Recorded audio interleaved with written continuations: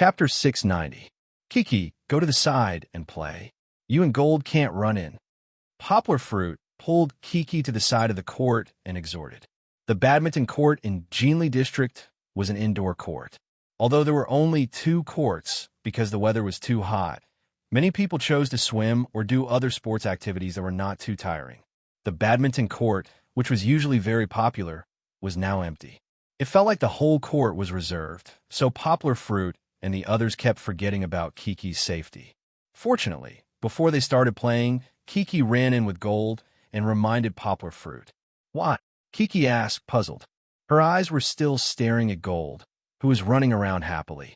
Because if Kiki runs in, it will be very dangerous. Poplar Fruit explained.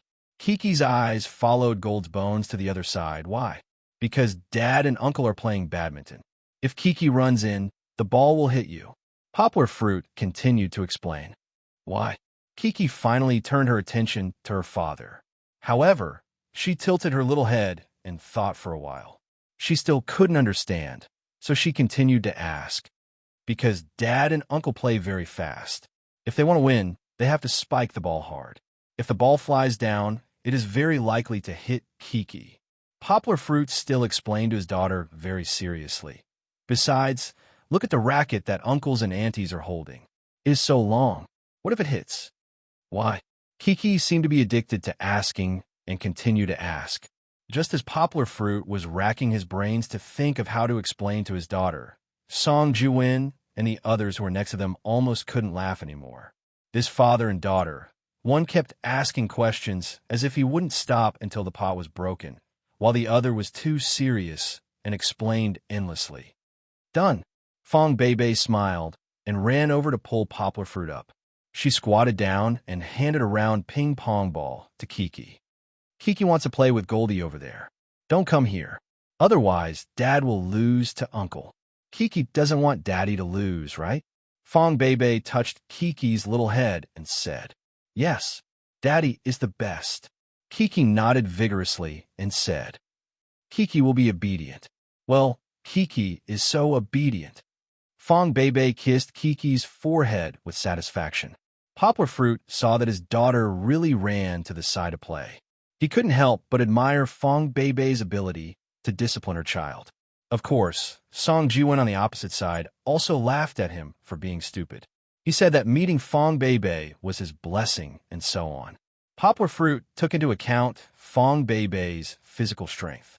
He let Fong Beibei stand in front while he stood behind. Poplar Fruit's speed was fast, so it was convenient for him to put out the fire. Song Jiwin still had some skills. He served a mid-range ball, and the landing point of the ball was just on the line where Fong Beibei was standing. It was easy to cause Poplar Fruit and Fong Beibei to make a mistake in snatching the ball at the same time. However, he was destined to be disappointed. Although Poplar Fruit and Fong Beibei had never played badminton together, the two of them had a tacit understanding. Fong Beibei stood steadily and did not move. Poplar Fruit bowed and shook the paddle, and the badminton flew back. However, it seemed that Poplar Fruit used a little too much strength. Although the speed of the ball was very fast, it flew past Song Jiwin and fell out of bounds. Song Jiwin retreated to the back and smiled proudly. Poplar Fruit had not played badminton for a long time. He did not control the strength of his paddle well. He knocked on the paddle's surface in annoyance and was somewhat dissatisfied. It's only one ball. Continue. Fong Beibei smiled and shouted at the opposite side. It was Song Jiwin's turn again. This guy's biggest strength and weakness was that he was thick-skinned. He had tasted the sweetness of it last time. This time, he continued to hit the ball in the same position. Fuck, do you think I will fall in the same place for the second time? Poplar Fruit shouted. He stepped sideways and hit the ball in the same posture as before. This time, he used a lot less strength. The badminton almost did not fly over the net.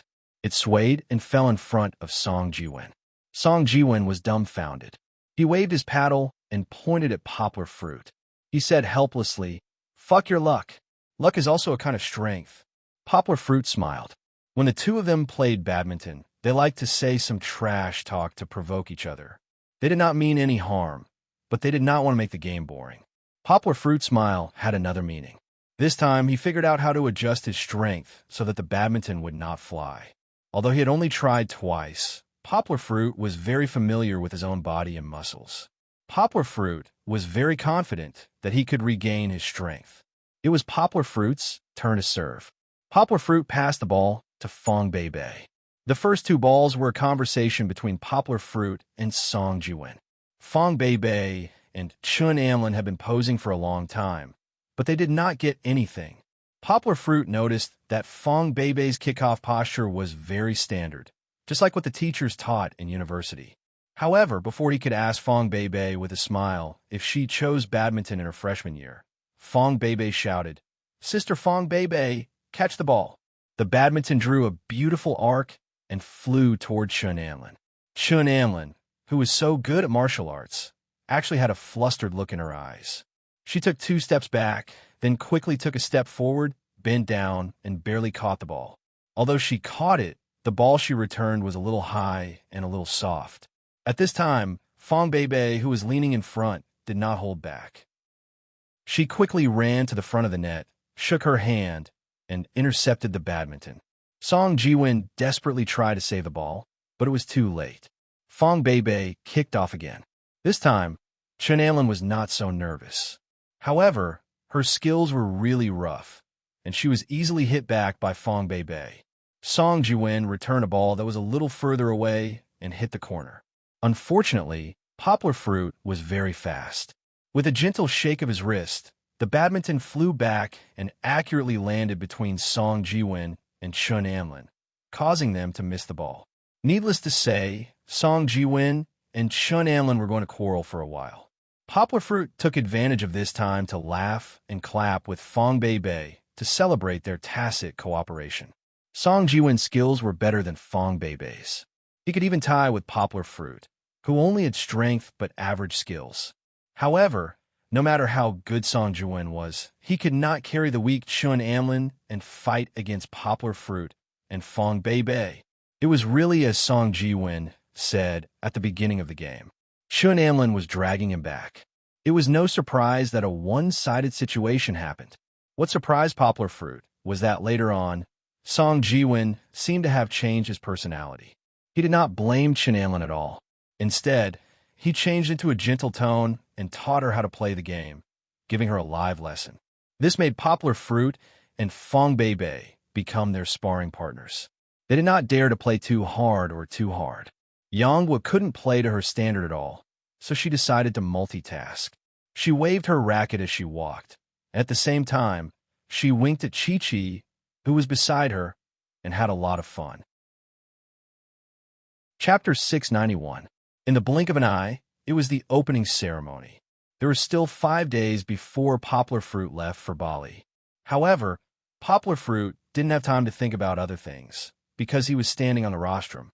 Because he had been betrayed by his teacher, he had no choice but to speak on behalf of the new graduate students. This was the first time Poplar Fruit had spoken in front of nearly 10,000 people. Although he had the experience of speaking in front of many people before, it had never been more than 200 people. Even someone as strong as Poplar Fruit couldn't help but feel his mouth and tongue dry and his legs weak. Poplar Fruit's strong memory was still his biggest support. His mind was blank at the moment, but he could still recall the speech he had written before from his memory. Even if it didn't work, he could still recite the speech and not embarrass himself. However, this was not what Poplar Fruit wanted. When he stepped on the rostrum, Poplar Fruit suddenly felt that this feeling was actually good. Although the scene was strange and the pressure was great, his heart was loudly telling him that this was a rare opportunity for him to practice. He couldn't just casually recite the speech and deal with it. After 2 seconds of silence, when even Chun Zongdai, who was sitting below, began to sweat for him, Poplar Fruit gently raised the corner of his mouth. His handsome face, which had been full of nervousness, suddenly changed into a bright and confident smile.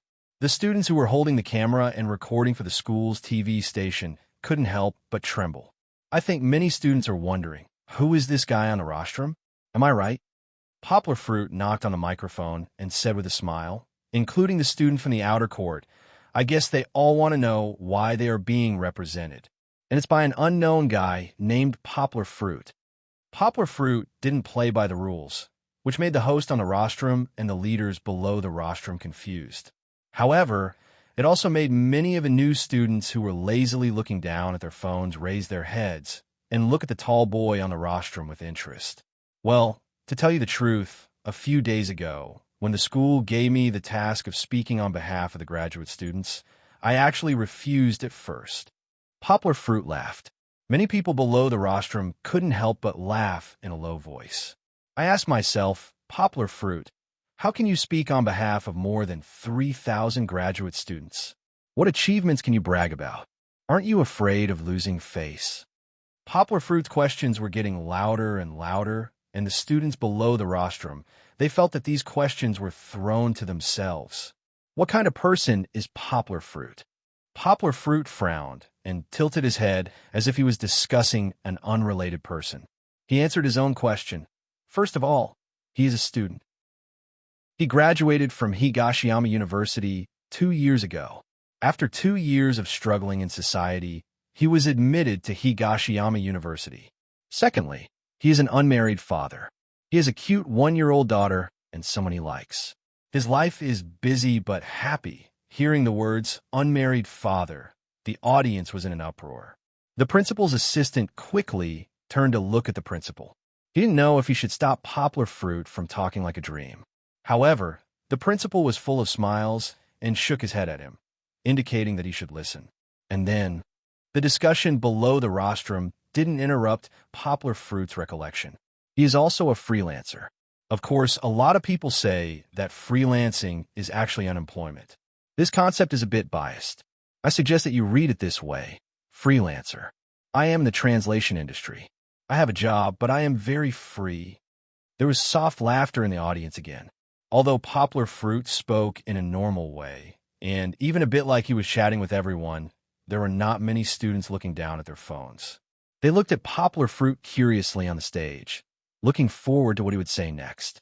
I said I am in the translation industry. Poplar Fruit scratched his head and smiled as if he was embarrassed. But it seems that I don't have many works to show. So far, I have only translated one work in the market, the biography of Steve Jobs. Well, it was the book that sold quite well last year. The audience was stunned for a moment, and then there was a burst of discussion. Many people immediately picked up their phones and searched for it online. There's another one that should be on the market in November this year. Poplar Fruit added. However, before he finished, his voice was interrupted by the applause from the audience. The applause was sparse at first, but after everyone received confirmation from the internet, they started clapping with all their might. The applause that resounded throughout the venue surprised Poplar Fruit, really surprised. In fact, he underestimated the influence of the biography of Steve Jobs. In the eyes of young Steve Jobs, he was a godlike existence. Even the haters could not ignore his greatness. Many people present had read the book. Even if they hadn't, they were familiar with the book because in October last year, it was discussed everywhere on the internet and in daily life. Poplar Fruit, because of the storm of public opinion, was also reported by major media in Guangdong and China for a period of time. The legendary translator was standing on the rostrum. Like them, he was a freshman at Higashiyama University. How could they not be surprised and proud? Thank you. Thank you very much. Poplar Fruit said with some embarrassment. At that time, the book was praised and criticized. Because of the sudden death of Steve Jobs, I worked day and night for more than a month to translate it with my team members. To be honest, I was not very satisfied with the translation quality of the book. So, thank you very much for your tolerant applause. The audience smiled in a friendly manner and applauded for Yongwoo one after another. I mentioned this book because it played a big role in my return to Higashiyama University. Poplar Fruit said sincerely. In the process of translating this book, I found that the knowledge that I learned during my 4 years of undergraduate studies was far from enough. Without systematic learning and theoretical support, I was destined to be unable to do it perfectly. So, I needed to go back to school to further enrich myself. Then, this book also made my supervisor, the dean of the foreign languages school, Chun Zongdai, discover me. A fine steed is common, but a talent scout is rare. I'm very honored to be chosen by him and have been learning from him since the beginning of this year. Poplar Fruit bowed in the direction of the teacher and said, "It was also because of this opportunity that I had the opportunity to start my graduate studies a semester in advance." Under the guidance of the teacher, in July this year, through the study of the mutual translation of German and Swedish, as well as the study of Hindi and ancient Sanskrit, I compiled a thesis on the theory of variation. It was also an honor for me to publish it in the journal Translator Expert. I also followed my supervisor to participate in this year's National Translation Conference, Poplar Fruit said. Although many people were not familiar with the language world and did not know that Translator Expert was a journal that many people could not get into, everyone knew that it was very awesome to be able to publish a thesis and be qualified to participate in a conference. The students in the audience were stunned by the news that Poplar Fruit threw out one after another. Their mouths were slightly open, as if they could not believe it. Was this really the classmate that they first saw, who sounded very ordinary and was no different from them? Chapter 692. This kid was born for such a big occasion. The vice principal, who was sitting next to Chinzong Dai, whispered in his ear, "After so many years at Higashiyama University, this is the first time I've seen such a talented kid." In the past, at the opening ceremonies of Higashiyama University, there were some representatives who were eloquent, and their speeches were not necessarily worse than Poplar Fruit's. There were even some who had more experience than Poplar Fruit, but no one was more comfortable than Poplar Fruit in his speech. Their nervousness ran through the entire speech. Even if they knew the script by heart, they still needed to look at the script to prevent themselves from forgetting their lines. Poplar Fruit was nervous at first, but after he spoke the first sentence, his voice became more and more stable, and his expression became more and more natural. He was like a big boy chatting with his good friends. The way he spoke made people feel that he was not superior, but rather friendly.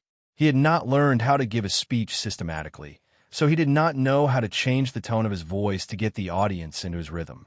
But he had an advantage, which was that his voice was very pleasant to listen to.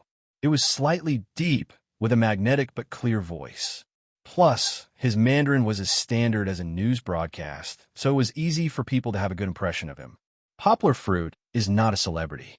He has some achievements, but in our Higashiyama University, he is still very inconspicuous. But since I'm standing here, I'll be bold enough to share some of my insights with everyone, Poplar Fruit said with a smile. After throwing away the script and chatting for a while, Poplar Fruit finally returned to the main topic. As if their minds were connected, Poplar Fruit glanced at the back of the venue. With his superb eyesight, he clearly saw Fong Bei sneaking in with Kiki in her arms. The corners of his mouth curled up slightly, but his happy smile did not disturb Poplar Fruit's speech. The power of multitasking did not let people notice Poplar Fruit's distraction. What I want to say is that the first thing is to learn well. It's an old topic, but everyone, listen to me first. Why did I say that? Poplar Fruit smiled and told the story of how he had no backing and no experience in the foreign trade company, but still managed to get 3 consecutive raises in a year by relying on his excellent foreign language skills. The old venue for Higashiyama University's opening ceremony was shabby and unstable. It had always been criticized. The only thing that was praised was its sound system. At least, Fong Bei, who was standing at the back, could clearly hear Poplar Fruit's voice. Kiki also heard it. She looked around and asked in confusion, "Hey, where's Papa? Why can't I see Papa?" The little girl still couldn't tell the difference in the sound. Fong Bei smiled and pointed at the Poplar Fruit on the stage. "Look, isn't that your Papa?" Kiki was very happy, but Fong Bei didn't tease her anymore. Fong Bei stood quietly and looked at Poplar Fruit from afar. Today's uncle was not as low-key as before. He stood on the stage, as if there was already a light on his body, and no one could ignore it. His voice was still so gentle. Fong Bei could also see Poplar Fruit's eyes through the space barrier. Fong Bei didn't know why, but she felt like crying, not because of sadness, but because pride and happiness filled her whole heart. You may have just entered the school and don't feel the importance of knowledge to your future, But please believe that the knowledge you learn in the classroom and the knowledge you read in the library will be the foundation of your future in society." Poplar Fruit said seriously. The audience was a little depressed. Poplar Fruit chuckled. "Do you think what I said is still a little empty?" Although Poplar Fruit had never studied before, he still knew the importance of interacting with the audience during a speech. The audience also cooperated and gave him a few good-natured laughs. In July this year, did everyone watch Unexpectedly? Poplar Fruit suddenly asked without rhyme or reason. Many people nodded confusedly. This online micro-movie became popular all over China as soon as it was released, and it had a very high response among the young people.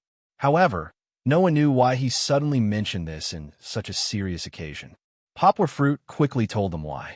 "The big hoodwinker at the beginning of the movie was me." Whoa! There was an uproar in the audience, and then everyone applauded. This time, the applause did not drag on for too long because everyone was used to Poplar Fruit's habit of being calm, but suddenly throwing out shocking news. They also knew that he never beat around the bush, so it would definitely not be wrong to applaud first and ask for confirmation later. "My acting skills are very average." Poplar Fruit chuckled. The audience responded with good-natured laughter. They also knew that in terms of acting skills, the newcomer by Ku, Zimo, and the unknown Che and Juan who appeared in the micro-movie of Unexpectedly were much better than Poplar Fruit's big hoodwinker. Otherwise, his fans would not have skyrocketed because of that micro-movie. "It's true." Poplar Fruit smiled and said, "If it wasn't for the huge sponsorship for my translation company, I wouldn't have had the chance to make a cameo." The freshmen in the audience looked at each other and began to quiet down. They did not expect Poplar Fruit to make fun of himself. Sponsorship in exchange for a cameo opportunity, this would be a scandal no matter where it was.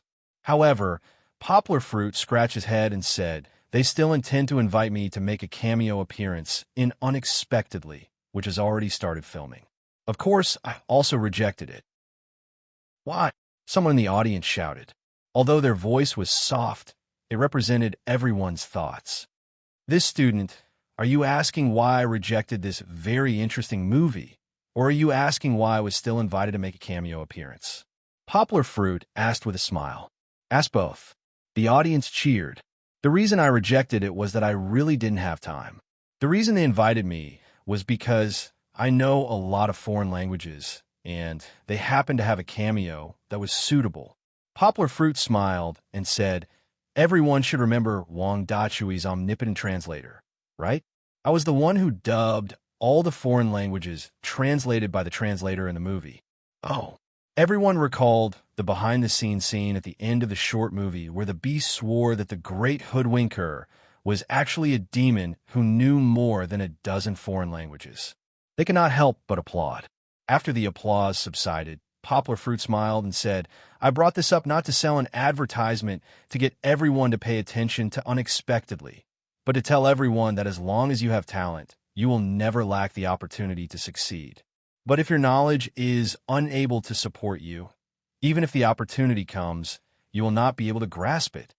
His sincere and powerful conclusion made Poplar Fruit's funny experience, which he had just treated as a joke, sublimate. It also put his speech back on track again. This time, even the principal applauded for him. "It seems like it's a little over the time." The male host next to her quietly reminded the female host who was engrossed in the speech. "It's okay. Can't you see that the principal is very happy? Just let him continue. In any case, other leaders also like to go over the time limit." Poplar Fruit's speech is much more interesting than theirs. The female host replied softly, "The last 2 chapters have a lot of principles. I'm not trying to brainwash everyone, but Poplar Fruit needs an opportunity to improve. This is the first step for him to become an excellent speaker. As for why he needs to be an excellent speaker, let's guess." Therefore, after 3 consecutive comparisons, his conclusion was powerful and resonant, like a sudden clap of thunder. "Thank you." Poplar Fruit's gratitude was drowned out by the thunderous applause. Even the leaders in the front row applauded him under the guidance of the principal. Standing on the stage, feeling the applause of the crowd and the admiring eyes of many of his junior brothers and sisters, Poplar Fruit was a little excited, but he didn't feel complacent. He felt a little bit like his soul was out of his body, standing high above the old auditorium and looking at himself. If he acted very proud, it would really be a funny comedy. Thinking back, he didn't have anything to be proud of. Although he had added some of his own experiences and thoughts into the speech, it was a little like chicken soup for the soul. However, in terms of the theme, it had already been limited. It was just a political speech that followed the main theme. Poplar Fruit thought about it and let it go.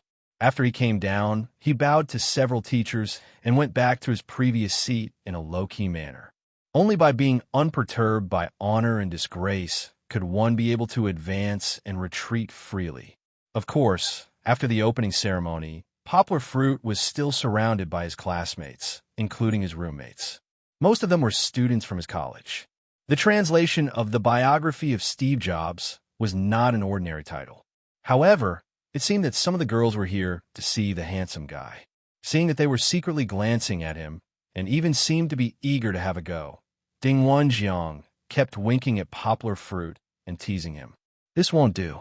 Poplar Fruit saw Fong Bei holding Kiki's hand and coming to the aisle. He felt as if he had been pardoned. He quickly excused himself from the crowd and ran to Fong Bei. Seeing Poplar Fruit holding my daughter, the girls looked at each other and were very disappointed. Poplar Fruit actually said that he was an unmarried father, but everyone was so excited that they forgot this point. "Baby, how was my speech?" After saying goodbye to the teachers and classmates, Poplar Fruit and Fong Bei walked back to the teacher's dormitory. Kiki didn't even need to be carried by them. She ran in front with her hair tied in 2 buns, like a little fairy leading the way. Fong Bei held his hand. This time, she didn't get jealous because Poplar Fruit was surrounded by a group of girls. Instead, she was very happy and said, "Well said.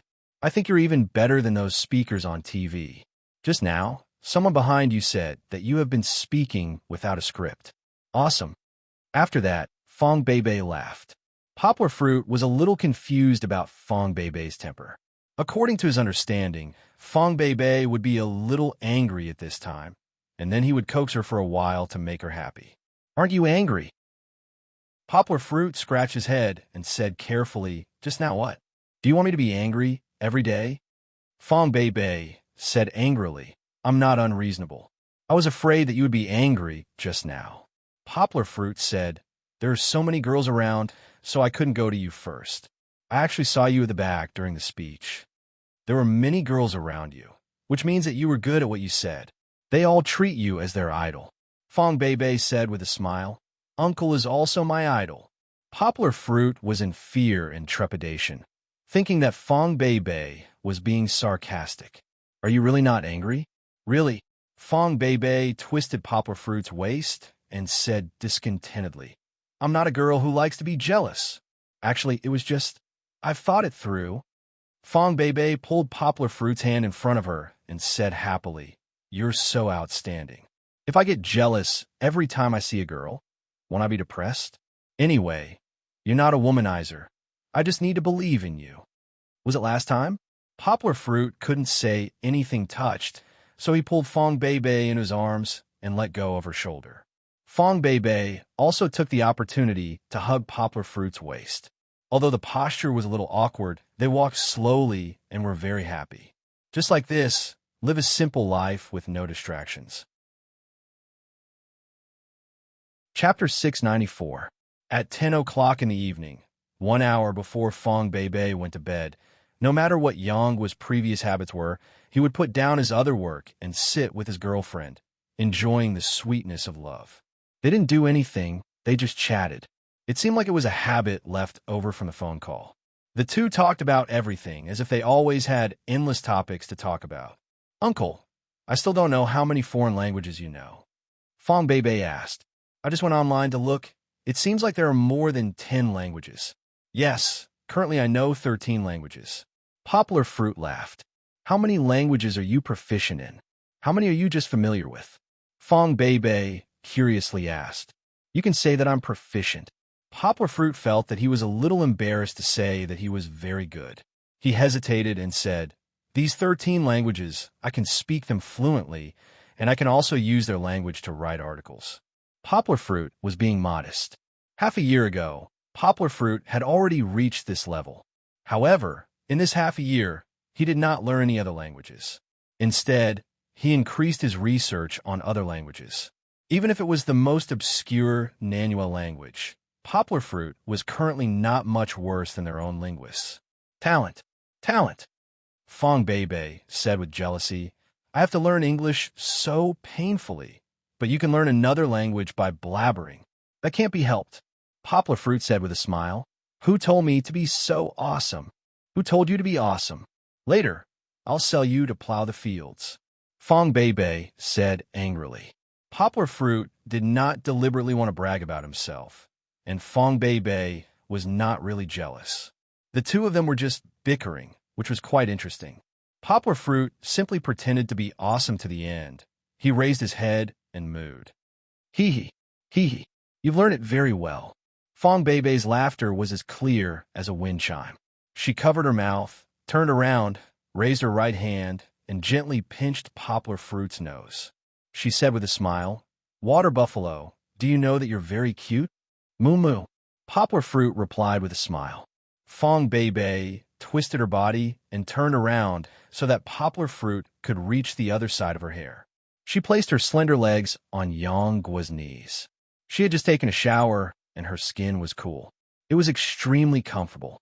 Poplar Fruit could not help but shift his gaze from Fong Bei's hair to her long legs that were as white as lotus roots.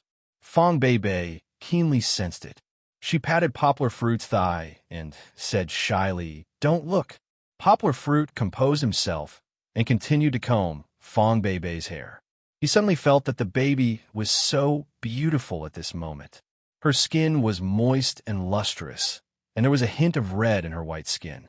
He could not help but want to pinch and kiss her. Uncle, can you learn as many foreign languages as you want? Fong Bei tilted her head and thought. Don't move. Poplar Fruit turned her head over. You're right. I learn these foreign languages very quickly. It takes me less than a month to master a language. But to truly master a language, it takes a long time to study it. Poplar Fruit laughed. Let's not talk about other languages. I dare not say that I have mastered our Chinese. Why do you say that? Fong Bei asked curiously. Chinese is broad and profound. How can a kid like me understand it? Poplar Fruit said, I'm now a translator. At most, I translate some novels with strong stories. I don't dare to blaspheme the works of masters with profound meanings and profound writing skills. Turn it over. Chinese can't write that kind of feeling. Poplar Fruit thought for a while and gave an example. For example, if it's a work of Lu Xun's level, I can at most translate it to Guo Xiaoxi's level. How can that be? Fong Bei said anxiously. I saw the travel diaries on your blog. They were written very well. The words used are not necessarily worse than those of the great writers. Poplar Fruit had a private blog for him to practice his writing skills. He would post some of his thoughts on the blog, but he would hide these articles. Only Fong Bei could see them because she had his account. That's because they're all made up of words. Poplar Fruit laughed. I can only use beautiful words to fill the emptiness of the mind. I can't use simple words to achieve the effect of shocking the soul. This is the gap between me and those masters. I have to settle down and continue to learn and explore. In fact, Poplar Fruit had high expectations for himself. With his level, let alone translating, he could even publish his own works in a publishing house. The requirements for publishing books were so low now. Fong Bei muttered, Anyway, I think you're pretty good. Beauty is in the eye of the beholder. Poplar Fruit kissed Fong Bei's perfect face intimately and said with a smile, I'm very happy that you can like my article. No, I'm serious. Fong Bei waved her hand and said angrily, It's really well written. Even if you weren't my boyfriend, I would say the same thing. What? You actually said that I'm not your boyfriend. Poplar Fruit pretended to be angry and said, Hurry up and say it. Fong Bei also played along with him. She shook her head and said with a smile, I won't say it. I won't say it. I won't say it. Poplar Fruit suddenly hugged Fong Bei's head, lowered his head, and suddenly kissed her red lips. After a while, Poplar Fruit raised his head and looked at Fong Bei's red cheeks and said with a smile, "Are you going to say it or not?" Fong Bei hugged Yang's neck and tilted her head up. She giggled foolishly and said coquettishly in a nasal voice, "Kiss, kiss. It seems that you would rather die than submit." Poplar Fruit was angry and decided to double the punishment. He hugged Fong Bei's waist with his big hand and fiercely kissed her. Fong Bei could only passively enjoy it. She closed her eyes and felt Poplar Fruit's domineering and gentle.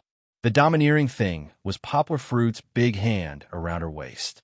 He hugged her tightly as if he would never let go of her hand. The gentle thing was Poplar Fruit's lips. He pecked her gently and slowly, as if her lips were a cup of fine wine that needed to be tasted with emotions. It seemed that something was different today. Fong Bei suddenly felt a nimble tongue glide across her lips, pressing against her pearly white teeth. Fong Bei grabbed Poplar Fruit's clothes from the back. She closed her eyes and looked a little flustered. That bad thing only licked her gently.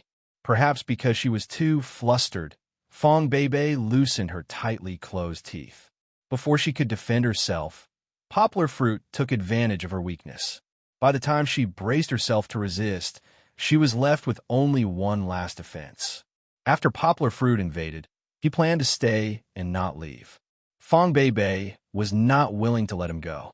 She bravely faced him, and the two of them played catch and kill, having a lot of fun. Chapter 695. Happy days always pass quickly. Poplar Fruit and Fong Bei had just spent a few beautiful days together, and now it was time for them apart. In the past 5 days, Poplar Fruit had presided over an unofficial exam, but in the eyes of more than 40 third-year French students, it was no less important than the final exam. The fiercest competition was the written exam. Xingyu and Xiaowei, the two girls with the best grades in the French class, also worked hard during the holidays. Even though everyone else had made great progress, they still firmly held on to the top 2 positions. The competition was very fierce, and in the end, Xingyu won with a gap of 1 point. Xiaowei was very unconvinced. She wanted to take back her spot in the oral exam. However, what surprised everyone was that the first place in the oral exam was not her, nor was it Xingyu, nor was it one of the top students in the written exam. Xianjing, the quiet girl with the same name as her, won the last place to go to Bali with her fluent French. Everyone was convinced that they lost. The gap was too big. Poplar Fruit knew the reason. This girl was very creative. At the end of the previous semester, she asked him about the way to practice oral English with foreigners online.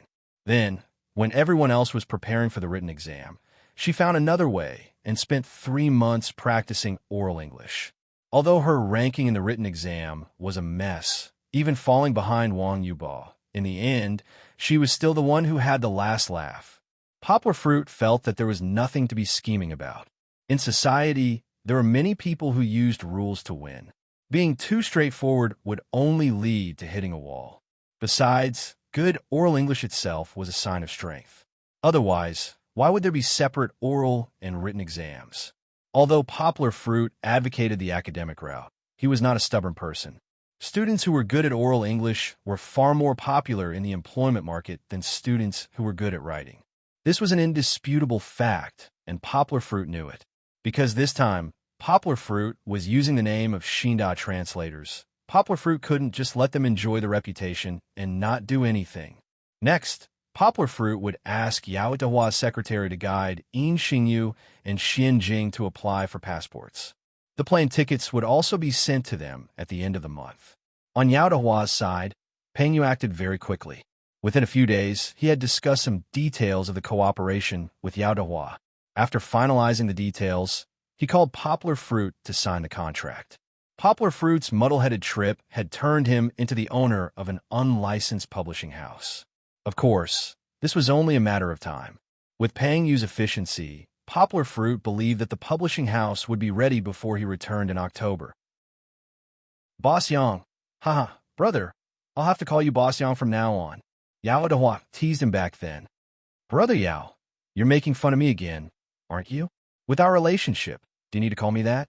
Poplar Fruit laughed as he retorted. Poplar fruit was the boss. This was an indisputable fact. Of course, this wasn't the first time poplar fruit was the boss. Counting carefully, poplar fruit also owned shares in a few companies. The most important ones were Wanhetiani and Ludongjueyue. Firstly, it was Wanhetiani who starred in Unexpectedly. Poplar fruit heard from Yaosho that they were preparing to release the first season of Unexpectedly in mid-September.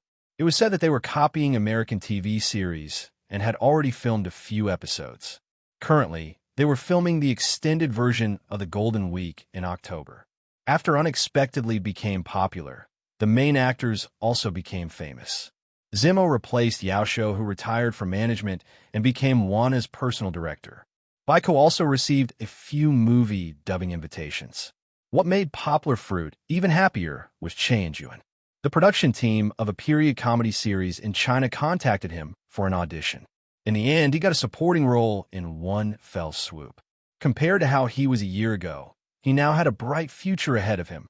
Not to mention the 2 recommendations from Blizzard, Ludong also received funding from Poplar Fruit. The development of IMMT was progressing rapidly. It was already in beta testing this month and was expected to be released on Android and iOS in November. Poplar Fruit had a beta test account, but he didn't have time to play it, so he gave it to Song Jiwin, who was bored at work. According to Song Jiwin's feedback, the game was quite interesting. His colleagues also liked it, and Poplar Fruit had no choice but to help him get a few beta test accounts. Because he suddenly remembered, Poplar Fruit looked for Zheng Yujie to ask about his business, but was scolded by Zheng Yujie again. Other than the rich second generations, Poplar Fruit was probably the only person in the world who didn't do anything. He invested close to 10 million RMB, which was a huge sum of money, but didn't ask about it for a few months. What a weirdo. Poplar Fruit obviously didn't ignore it because he was lazy, but because he felt that professional matters should be left to the professionals, and he didn't want to mess up other people's plans. Moreover, he was already so busy with his own business. Where would he find the time to manage a company far away in Beijing? Poplar Fruit could multitask, but he didn't have 3 heads and 6 arms, and definitely couldn't split himself into 2. On the campus, Yanghua and Wang Yuba had been running around for a few days. They went to the relevant departments of the school several times and finally established their public welfare association. The club's name was Multidimensional Charity Teaching, and the meaning was, of course, their long-distance education. In order to further let everyone have a more intuitive understanding of their club, Poplar Fruit also asked Wang Yuba to add a small title under the club's name: Long-Distance Education. Let the mountain children's dreams sail. Generally speaking, the establishment of a club was definitely not that simple. It definitely had to go through layers of approval from the school. It would drag on for at least a month. Poplar Fruit felt that his application was quite smooth, and he knew that it must have been teacher Chen Zongdai who secretly gave him a call behind his back. Wang Yuba was still very helpful. He had been in university for 2 years, and he had a wide range of contacts. He also knew a lot of capable people. Under his persuasion, Poplar Fruit's club was established, and more than 10 students from different schools joined. If it weren't for Poplar Fruit's insistence that only students who were willing to invest in charity work, there would be more people joining. One had to know that these people weren't new students, and they had all trained in other clubs before. They would become the backbone of this charity club. Within the club, Poplar Fruit was the president, and Wang Yuba was the executive vice president. At first, Poplar Fruit wanted to be a hands-off manager again and let Wang Yuba directly become the president. However, Wang Yuba said that this was against the rules, and Poplar Fruit had to carry the banner of multidimensional, without him standing at the front as a spiritual support. Even if Wang Yuba was good at dancing, he wouldn't be able to lead the club forward. Well, no matter what, the club was established, and Wang Yuba could lead it on the right track. The children in the Hmong village could also continue their lessons, and Poplar Fruit could be a little relieved. His story in Yangcheng had come to an end. Next, Poplar Fruit would head to Bali to take on his next challenge. Chapter 696. At Charles de Gaulle International Airport in Bali, A Boeing 777 that had been flying in the air for 12 hours slowly landed with the sound of breaking air. With the announcement in Chinese, French, and English, Poplar Fruit took off his blindfold and woke up Kiki, who was sitting next to him. Then, he started to pack his things and get ready to get off the plane. It felt like he had arrived in another world. Poplar Fruit carried Kiki and dragged his suitcase towards the exit. He could still hear the voices of many Chinese tourists around him. However, when he looked into the distance, he saw that most of the people were foreigners with white and black skin. In fact, Poplar Fruit was not unfamiliar with this experience. He had been to the United States before. He sighed because 12 hours ago, he was still reluctantly saying goodbye to Fong Bei at the airport in Guangzhou. Now that he was standing in a foreign country, he was somewhat absent-minded. This was different from the last time he went abroad. Last time, Poplar Fruit went with a large team from Dongxin. He had his own people to take care of everything. When he was abroad, there were Chinese people to pick him up and serve him. This time, Old Man Ardle knew that Poplar Fruit's French was not worse than his, who was born and raised in France. Therefore, he did not find a Chinese translator for him. Even when they were going abroad, he only asked someone to send 2 plane tickets to Poplar Fruit and did not say anything else. Well, this made Poplar Fruit feel like he was on a brave adventure. He had come to a completely foreign country, and now he had to explore it on his own. This was Poplar Fruit's initial thought. Ardle and Poplar Fruit were very close. Of course, he would not trick him. Poplar Fruit walked out of the security checkpoint and saw a big black man standing in the hall. He was holding a sign with his Chinese and English name written on it. It was the driver. Poplar Fruit followed him to the parking lot. He opened the door of a Rolls-Royce. Poplar Fruit suddenly saw Old Man Ardle sitting inside. "Leon, come and sit down, haha." Ardle smiled and raised his glass to him, inviting him to sit down. Poplar Fruit shrugged and got into the car without fear. Kiki was also in his arms. "Mr. Ardle, long time no see." Poplar Fruit refused the whiskey Ardle poured for him and asked for a bottle of coconut milk for Kiki. He smiled and said, "I didn't expect that you would come and pick me up in person. You're old. You shouldn't be running around like this. You should just send a secretary to pick me up." Ardle laughed. "That won't do. You said it yourself. We're good friends. If I don't come to pick you up, it means I'm not good enough as a friend. If I wasn't worried that the paparazzi would leak your news in advance, I would have personally raised a sign to welcome you." "Haha, Mr. Ardle, you are so humorous." Poplar Fruit laughed heartily and said, "But you said paparazzi? That's not right, is it? Paparazzi follow big stars. You're not handsome, and you're not a big star. Why would they follow you?" "Am I not handsome?" Ardle said angrily. "When I was young, I was also the target of many beautiful models in the fashion industry. Audrey Hepburn also wanted me to star in her movie." Audrey Hepburn and the Givenchy family had a complicated history. However, Ardle was really something. "Wow, our eternal goddess has been invited. Well, I admit that you are still handsome even now," Poplar Fruit said with a smile. Poplar Fruit was so familiar with Ardle that he didn't mind joking with him. After joking with him, Ardle explained the situation to Poplar Fruit. In half a month, Bali would usher in the fashion industry's premier event, Bali Fashion Week. Every year at this time, stars and celebrities from all over the world, regardless of whether they were invited or not, would gather in Bali and strive to show their faces at this world-famous event. This was also the busiest time for the tabloid paparazzi. They were all fighting to capture the most attractive news. What was the most attractive news? It was definitely not the clothes launched by a certain brand. That was something that only fashion magazines cared about. What ordinary people wanted to see the most was the scandals and scandals of those stars. Although I'm not a big star, I'm still a member of the Givenchy family. During this time, there are always some stars who come to visit or attend the reception we hold. The paparazzi are watching closely, trying to find some gossip.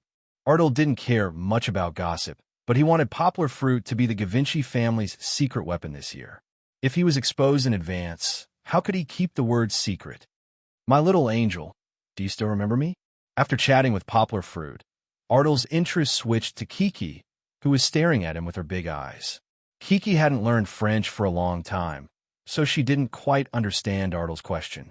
Poplar Fruit scratched his head. He had forgotten to let Kiki watch Papa Baba, a very famous French cartoon, at home to familiarize herself with French. Grandpa is asking if you remember him. Poplar Fruit translated to his daughter. Kiki released the straw, nodded, and said, Kiki remembers. Then you have to call him Grandpa. Do you remember what Dad taught you before? Poplar Fruit said with a smile. How do you say Grandpa's French? Chi-Chi thought seriously for a moment before asking hesitantly, Apu. That's meow language. Hello machine. Kiki continued to guess. That's Korean. Poplar Fruit was confused. Kiki and Fong Bebe watched Korean variety shows and learned quite a bit of Korean, but why didn't she remember the French that he taught her? Grand. Poplar Fruit reminded her. Kiki's eyes lit up. She finally remembered. She called out in a clear voice, Grandpa Papa. Arda laughed happily. What about greeting?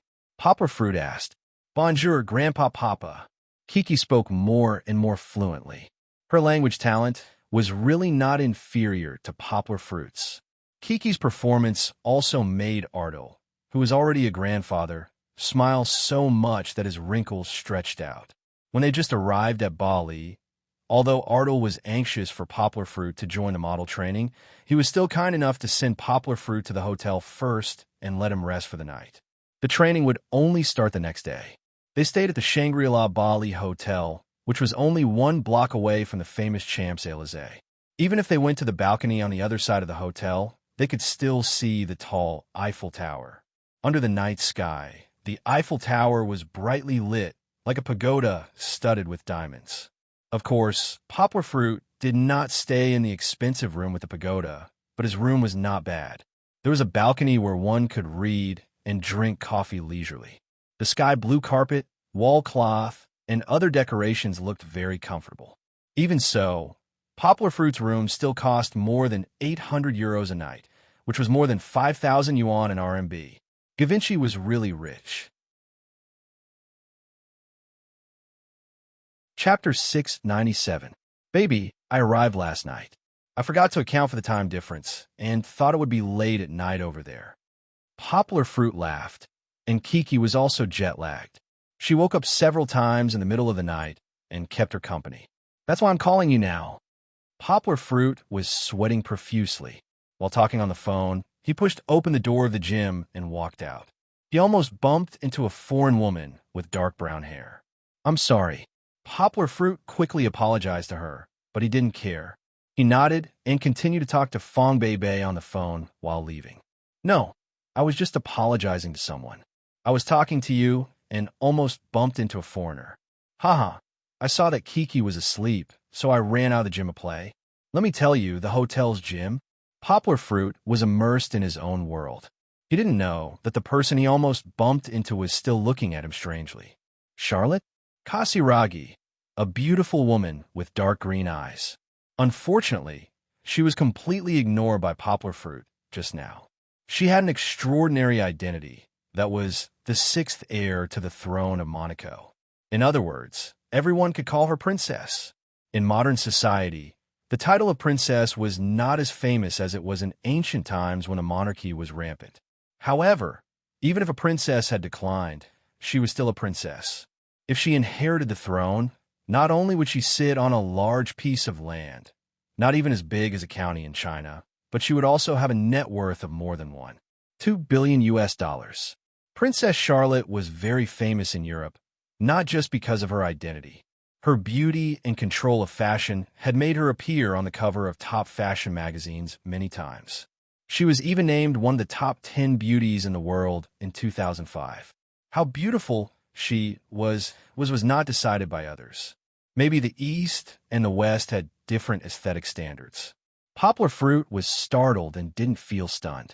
He didn't compare, but subconsciously, he felt that this rough-looking woman was not as beautiful as his baby. Charlotte curiously stood there and looked at the back of the boy who just left. She didn't think Poplar Fruit had offended him. Although they almost bumped into each other, didn't Poplar Fruit politely apologize to her? She was curious because of Poplar Fruit's attitude towards her. That's right, that kind of disregard, as if he saw an ordinary passerby on the street, made her feel a little frustrated. To be honest, although Yanghua had an Asian face after working out, the tight undershirt still vividly reflected his tall and strong body. No matter what, he looked like a handsome guy. Even if she wasn't tempted by him, she should be tempted by him. He must be playing a trick. Otherwise, why would he choose to create a chance encounter in this place? Princess Charlotte didn't believe that anyone would come to the gym early in the morning to work out.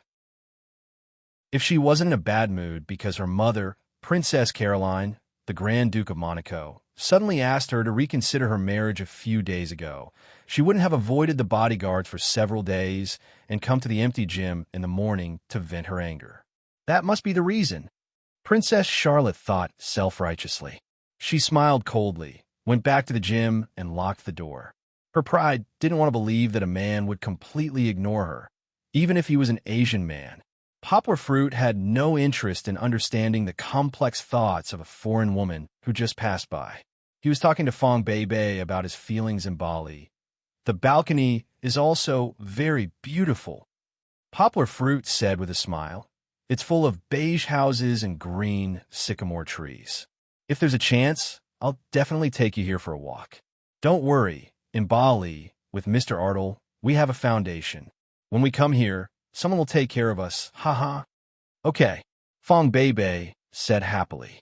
How was your class today? Poplar Fruit asked. Did the teacher agree to your grouping? Agreed. Fong Beibei nodded and said, but we're still hesitating on whether or not we should give everyone a copy of the secret book. Brother Wang Di said not to give it to us, but Sister Shinhong said that if you agree, it's okay to give it to everyone because we're all competing with those foreign universities. If one more person wins the prize, it's also a collective honor. What do you think? Poplar Fruit asked with a smile. I think, Fong Beibei said softly, I think that if there's something good, it should be shared with everyone. Last year, several brothers won the prize and stood up to tell us some of their experiences in preparing for the war. They didn't hide anything. Poplar Fruit laughed and said, our baby is a good person. Well, you can show it to the teacher and ask him to give each team a copy.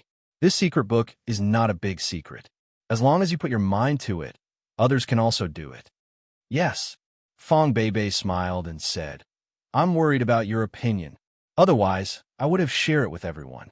I'm also worried that if we win the prize, our brothers and sisters will think that we're too selfish.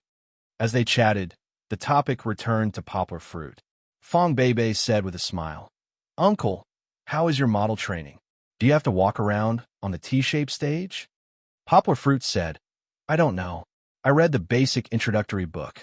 It seems that I have to shape first and then practice my eyes, expressions, standing posture, steps, and so on. I'm dizzy after reading it. It's only been 2 weeks. Can you meet their expectations? Fong Beibei asked worriedly. It's only a short time. I read on the internet that those models have been training for a long time. Well, I also read that many European models are found in South America. They have been training since they were young. I can't compare with them. Poplar Fruit laughed and said, I guess Artle also wants me to walk on the T-shaped stage as a surprise attack. Da Vinci has so many famous models. I can just blend in with them. No way. Fong Beibei waved her small fist and said unhappily, Uncle, since you're going to be on the stage, you have to do your best. You can't let others look down on you, and you can't look down on our country. He didn't know that she was a little angry. In fact, Fong Beibei was reluctant to leave Poplar Fruit. She talked to Poplar Fruit for an hour and 35 minutes, which broke the record for the longest conversation between two people. If Kiki hadn't woken up, Poplar Fruit would have continued to talk to her. After hanging up the hot phone, Poplar Fruit smiled slightly. In fact, he almost couldn't help but tell Fong Beibei that he would go to the United States to see her, but he held back the words. It would be boring to say it out loud. He had to leave it as a surprise. Chapter 698. It was almost 10 o'clock, but no one came to pick him up. Poplar Fruit wore his sunglasses and sat on the balcony, enjoying the cool breeze, leisurely drinking the oolong tea delivered by the hotel. Kiki also imitated her father, wearing the beautiful sunglasses she bought at the airport, lying on the comfortable sofa with her legs crossed. Her posture was very enchanting. Can training really be so leisurely? Poplar Fruit's heart flashed a trace of doubt. Knock, knock, knock. Just when Poplar Fruit thought he could enjoy leisurely, his fantasy was shattered like a mirror by a series of knocks on the door. He opened the door and saw that it was the black driver from yesterday. He stood at the door and said without a smile, "Mr. Leon, we're leaving." Poplar Fruit patted Kiki, who was hiding behind him timidly. He knew yesterday that this guy really had facial paralysis, and no matter what he said, his feelings wouldn't change. So Poplar Fruit didn't exchange greetings with him. He just smiled and said, "Okay, I'll pack." There was nothing to pack. Yesterday, he heard that Poplar Fruit packed some children's products for Kiki and an iPad for Kiki to pass the time. Then he took his daughter and walked out with the black driver. The elevator went downstairs and stopped on the 5th floor.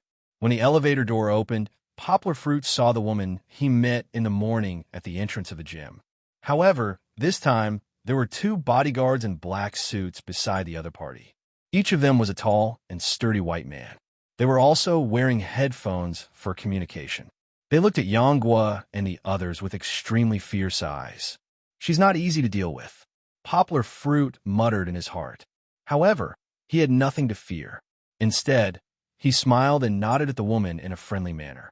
He didn't talk to her, mainly because the 2 bodyguards' defensive appearance was a bit uncomfortable. Originally, the 2 bodyguards saw that there were 2 people in the elevator. Kiki was too small to be a threat, and planned to let them go down first. Even though the elevator was huge, they would wait for the next one. However, Princess Charlotte surprised them by saying, "Let's sit here." Then, she led the way in. They had no choice but to follow. Princess Charlotte spoke in Italian. She was fluent in French, Italian, and English, and also spoke a bit of German. In the morning, she heard Poplar Fruit speak French very well, so she changed to Italian, thinking that Poplar Fruit wouldn't understand her conversation with the bodyguards. Yanghua looked at her in surprise. Of course, he could understand Italian and misunderstood. He thought that his apology in the morning was in vain because the other party was an Italian. He hesitated whether to apologize again, but he felt that it was a bit abrupt. Moreover, the other party's bodyguards were still staring at him. Poplar Fruit chuckled, shook his head slightly, and became silent. He didn't think about Princess Charlotte anymore. Instead, he whispered a few words to Kiki and then followed Brother Hay out of the elevator. Princess Charlotte was actually secretly sizing up Poplar Fruit and his daughter in the elevator. At first, she thought that this chance encounter was created by this Asian man, and that delicate my daughter might be a prop he used to confuse her. After having her suspicions, Princess Charlotte couldn't suppress her curiosity and secretly looked at Yanghua and the others.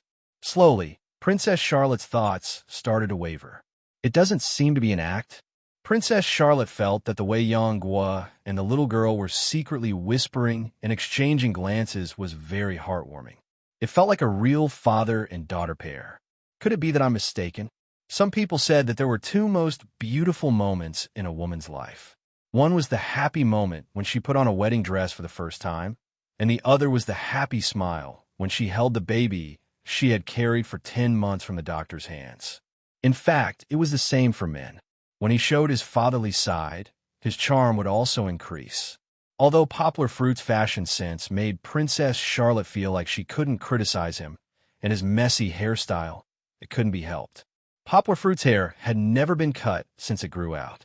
Artel was worried that those unprofessional hairdressers in China would destroy the plasticity of Poplar Fruit's hair. It made Princess Charlotte feel like this man was from the countryside. But the smile between him and Chi-Chi made him radiate charm all over the place. Princess Charlotte had seen a lot of handsome men, stylish men, and even men in high positions, but Poplar Fruit gave her a charm of contrast that she had never felt before. He was obviously very young, but very mature. The seed of curiosity began to be planted in Princess Charlotte's heart. This wasn't love, because Poplar Fruit's oriental face wasn't her type. But this didn't hinder her desire to know. She really wanted to know what kind of secret was hidden behind such a man. Poplar Fruit didn't know. When the elevator opened, he politely gestured for the lady to go first. However, as professional bodyguards hired by the royal family, the two strong white men wouldn't allow the princess to show her back to two strangers. They coldly looked at Poplar Fruit, motionless, and even stopped Princess Charlotte from going forward. The atmosphere suddenly became cold. Kiki felt the change in the atmosphere and fearfully hugged Poplar Fruit's neck. For her, there was no safer place in the world than by her father's side. At this time, Brother Hay, who had been expressionless, said, "Sir, let's go." Although he was asking for instructions, Brother Hay walked out of the elevator first and then turned to wait for him, as if to say, "Don't dawdle, just follow me." Poplar Fruit looked at him in confusion, but he also felt the hostility of the two strong white men. Shrugging, Poplar Fruit and Brother Hay walked out of the elevator. They didn't greet each other. They were just strangers who met by chance, and Poplar Fruit and Brother Hay walked to the entrance of the hotel. Princess Charlotte looked at the two bodyguards with some displeasure. These two were sent by the royal family and were loyal guards of the Moroccan royal family. It was just that they were a little pedantic. For some non-existent dangers, they repeatedly overstepped their boundaries and interfered with her freedom. When they walked out of the door, Princess Charlotte looked around and found that Poplar Fruit got into a black Rolls-Royce and drove off in a few seconds. She was still thinking about whether to apologize to the Asian man for the rudeness of her bodyguards. But in the end, he didn't seem to care at all.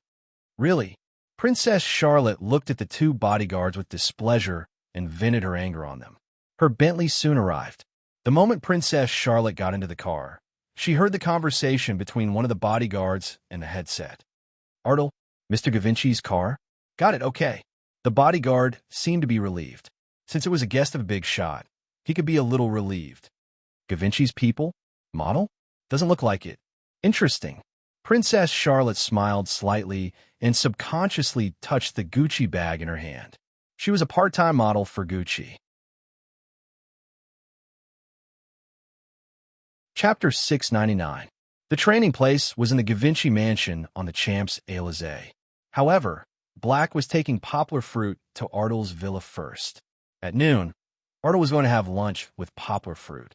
Ardal's villa was in the outskirts of Bali, near the 15th district of Montrouge. It was too far away from the training place. That was why Ardal didn't let Poplar Fruit stay in his villa. "Mr. Ardal, your villa is very beautiful." Poplar Fruit was full of praise. He also threw out a lot of modifiers he learned from French medieval novels, which made Ardal, who had a classical education, feel very comfortable. "Haha, Leon, you really know how to talk. If there's a chance, I will definitely invite you to visit my big manor in Normandy. There are large grasslands and beautiful fruit trees. You will see real beauty there. Of course, it's a pity that you can't drink. Otherwise, you can taste the grape wine that I made myself." Ardal waved his hands and said happily, "I'm looking forward to the opportunity to accept your invitation." Poplar Fruit said with a smile, "Today's arrangement is like this." Ardal's mind jumped quickly. "In the afternoon, I will ask a hairstylist and a makeup artist to do your hair and makeup. This may take a long time. I have a banquet to attend in the evening, but it doesn't matter. My housekeeper will arrange everything. Tomorrow, I will ask Renaud, Black's driver, to take you to the mansion for training. I have already arranged everything. You need to spend more time learning," Ardal said with a smile. "No problem." Poplar Fruit nodded and said, "But I hope my daughter can watch. I don't feel comfortable leaving her in the hotel." "Ha, of course, no problem. I have already prepared a life assistant for you. She will help take care of your lovely little angel during your training." Ardal laughed. He took a small box from the housekeeper and said with a smile, "I was so busy with work that I forgot that this gift is for our lovely little angel." Poplar Fruit did not refuse this time. He knew that in the eyes of foreigners, gifts represented friendship and other feelings. It was normal for friends to give each other gifts. If he did not accept it, it would be too estranged. The necklace that Ardal gave to Kiki was a black velvet necklace. It looked a bit like the necklace that Natalie wore in Lyon, the Killer. However, this necklace didn't have the little sun pendant, and it seemed to be made of high-end materials. The velvet felt very delicate and comfortable to the touch, and the pattern buckle was golden. When Lidu touched the poplar fruit, it didn't seem to be gilded, but was actually made of gold. Kiki, come, this is a gift from Grandpa. Poplar Fruit squatted down and put it on Kiki with a smile. He didn't like to let Kiki wear those jewelry because he felt that it would damage Kiki's delicate skin, but this beautiful velvet necklace was still very close to her skin. This is a new accessory that we launched earlier this year. I specially asked the designer to redesign it according to the shape of a girl's neck. Lovely little angels will like it, Ardal said with a smile. Kiki really liked it. She touched the small necklace around her neck and wished she could find a mirror to look at it. Poplar Fruit smiled and touched her little head, saying, Kiki wants to say thank you to Grandpa. How do you say thank you? Merci. Kiki bowed to Ardal obediently. Ardal was very pleased and smiled from ear to ear. Leon, your daughter has inherited your excellent language talent. She speaks French very well. Indeed, although Kiki only knew a few words of French, her pronunciation was very standard, which made the few French people present feel very comfortable. Come, my lovely little angel, let me introduce you. This is my little granddaughter, Luo Danny Ardal. Ardal pulled out his little granddaughter, who was hiding behind the door and peeking, and planned to introduce a playmate to Kiki. She is 8 years old this year. Haha, she is 6 years older than your daughter. Although Luo Danny was 6 years older than Kiki, looking at her shy appearance, she was not as bold as Kiki. Poplar Fruit also pushed Kiki out and helped her translate Ardal's words. Then he said with a smile, Kiki, say hello to your sister in French. Kiki stepped back and leaned on her father. She touched her father's fingers and whispered, but Kiki doesn't know how to say it. Poplar Fruit taught her word by word, and Kiki soon grasped it. Although she was also a little shy, she still plucked up the courage to say hello to the little sister in the beautiful dress. Luo Danny's face was red. She hid behind Ardal and watched. At first, the two children were a little strange. They looked at each other and didn't know how to communicate. But after all, they were children. After a while, they quietly sat together. When Poplar Fruit and Ardal chatted for a while, they were already dancing and chatting together. The language barrier was really not a problem. Chi-Chi could speak some simple English, and Luo Danny could also speak some simple English. With the addition of body language, the two of them were able to communicate with each other. Especially Kiki, she was a little strange with people she didn't know well, but once she got familiar with them, she would become a chatterbox, chatting with her friends about all kinds of interesting topics. Of course, Poplar Fruit and Ardal sounded a little childish. Kiki had a very strong affinity. Even children with strong psychological defenses were inexplicably close to Kiki. Luo Danny was the same. Ardal was surprised to see that his little granddaughter, who is usually timid and introverted, actually took the initiative to invite Kiki to her room to see her collection of Barbie dolls. Leon, I have to say, you are amazing, and so is your daughter, Ardal said with emotion. The reason why he said this was because after working with Yangguo and Yangsheng for a period of time, when he returned to France, he still felt that his ideas were gushing out like a fountain. His creative ideas were endless, as if he was under a spell. Meeting Poplar Fruit was like the biggest turning point in his life, although he was a little old, and also the beginning of his good luck. There was news from the top management of Givenchy that the chief designer, Mr. Ricardo, intended to train him as his successor. How could Ardal, who loved design so much, not be overjoyed? Maybe it's not me who is amazing? Poplar Fruit smiled. In fact, I didn't help you much. If you think it's you, then I think it's Kiki.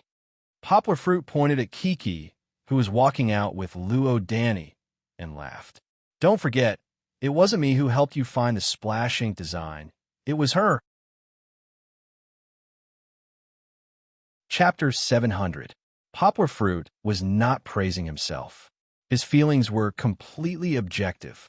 The makeup artist's nimble hands and magical makeup skills made Poplar Fruit's facial lines look even more handsome. Compared to the sleepy look from before, his face now looked much more three-dimensional.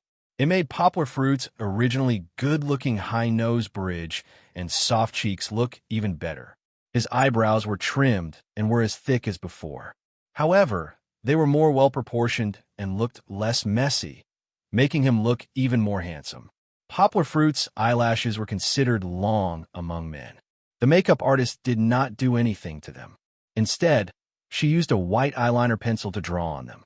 Not only did it have a brighter effect, but it also made Poplar Fruit's eyes, which were as deep as the starry sky, look even more spirited. Poplar Fruit's skin was originally fairer. This was something that even Poplar Fruit himself did not understand. He often basked in the sun because of his training, but no matter how much he basked in the sun, his skin was still very fair and smooth. Sometimes, even Fong Bei was very jealous. The makeup artist applied some matte foundation on his face to make his skin look even more masculine. Poplar Fruit's lips were thinner and looked like those young hunks from South Korea. This conflicted with his physical toughness, so the makeup artist added some contours and applied a natural-colored lipstick. This made it look slightly thicker and also enhanced Poplar Fruit's sunny temperament. Of course, there were many details that Poplar Fruit could not see, but overall, it did improve his appearance by a lot. Coupled with the British-style curly hair that was done beforehand, Poplar Fruit felt like he was a completely different person. He was so handsome that Poplar Fruit himself could not open his eyes. All right, saying that he was the most handsome man in the East was a bit of an exaggeration. Perhaps he could be ranked in the top 10 of the current Asian male celebrities and celebrities. Clothes. And clothes. The hairstylist nagged. The clothes you're wearing are too degrading. I really don't understand how you chose them. They're so ugly. No, I have to call Artel back. I can't let these damn clothes ruin everything for us. Poplar Fruit's expression kept changing. He really wanted to punch him. Although the clothes he was wearing weren't branded goods, they were personally picked for him by Fong Bei online. How dare you slander Bao Bao's feelings? You're courting death. However, the hairstylist ignored Poplar Fruit's murderous glare. He took out his phone and was about to call Artel. What kind of clothes did he prepare for Leon? All right. You're so stupid. The makeup artist poked the hairstylist's head with his right index finger and said, Artel is now attending the Louvre Festival. Why are you bothering him? Besides, we just want to see the effect. We don't need any special costumes. Suits are the most suitable for men. Artel's villa definitely doesn't lack Givenchy suits. The two hurriedly ran out to ask the housekeeper for the suits, leaving Poplar Fruit alone in the dressing room. Looking around, Poplar Fruit wanted to scratch his head, but he was afraid of ruining his hairstyle. He rolled his eyes, ran to the place where he left his bag, and took out his phone. Seeing that there was no one around, Poplar Fruit happily took all kinds of selfies in front of the mirror. Selfies really didn't matter if it was a man or a woman. Even Poplar Fruit couldn't help but feel proud when he saw how handsome he looked after the makeup. He thought to himself, take a picture and show it to Bao Bao tomorrow. After a while, the two hurriedly ran back. They pulled Poplar Fruit and ran to the cloakroom. This cloakroom was not for Artel's own use. It was specially used to store Givenchy's designs. Sometimes, designers also needed to appreciate other people's works to find inspiration. How is my daughter? Poplar Fruit broke free from the two workaholics and asked the housekeeper. Everything is fine, sir. The housekeeper bowed and said with a smile, after dinner, she will play with the young master in his room. Please don't worry. Oh, okay. If she's sleepy, please take care of her for me.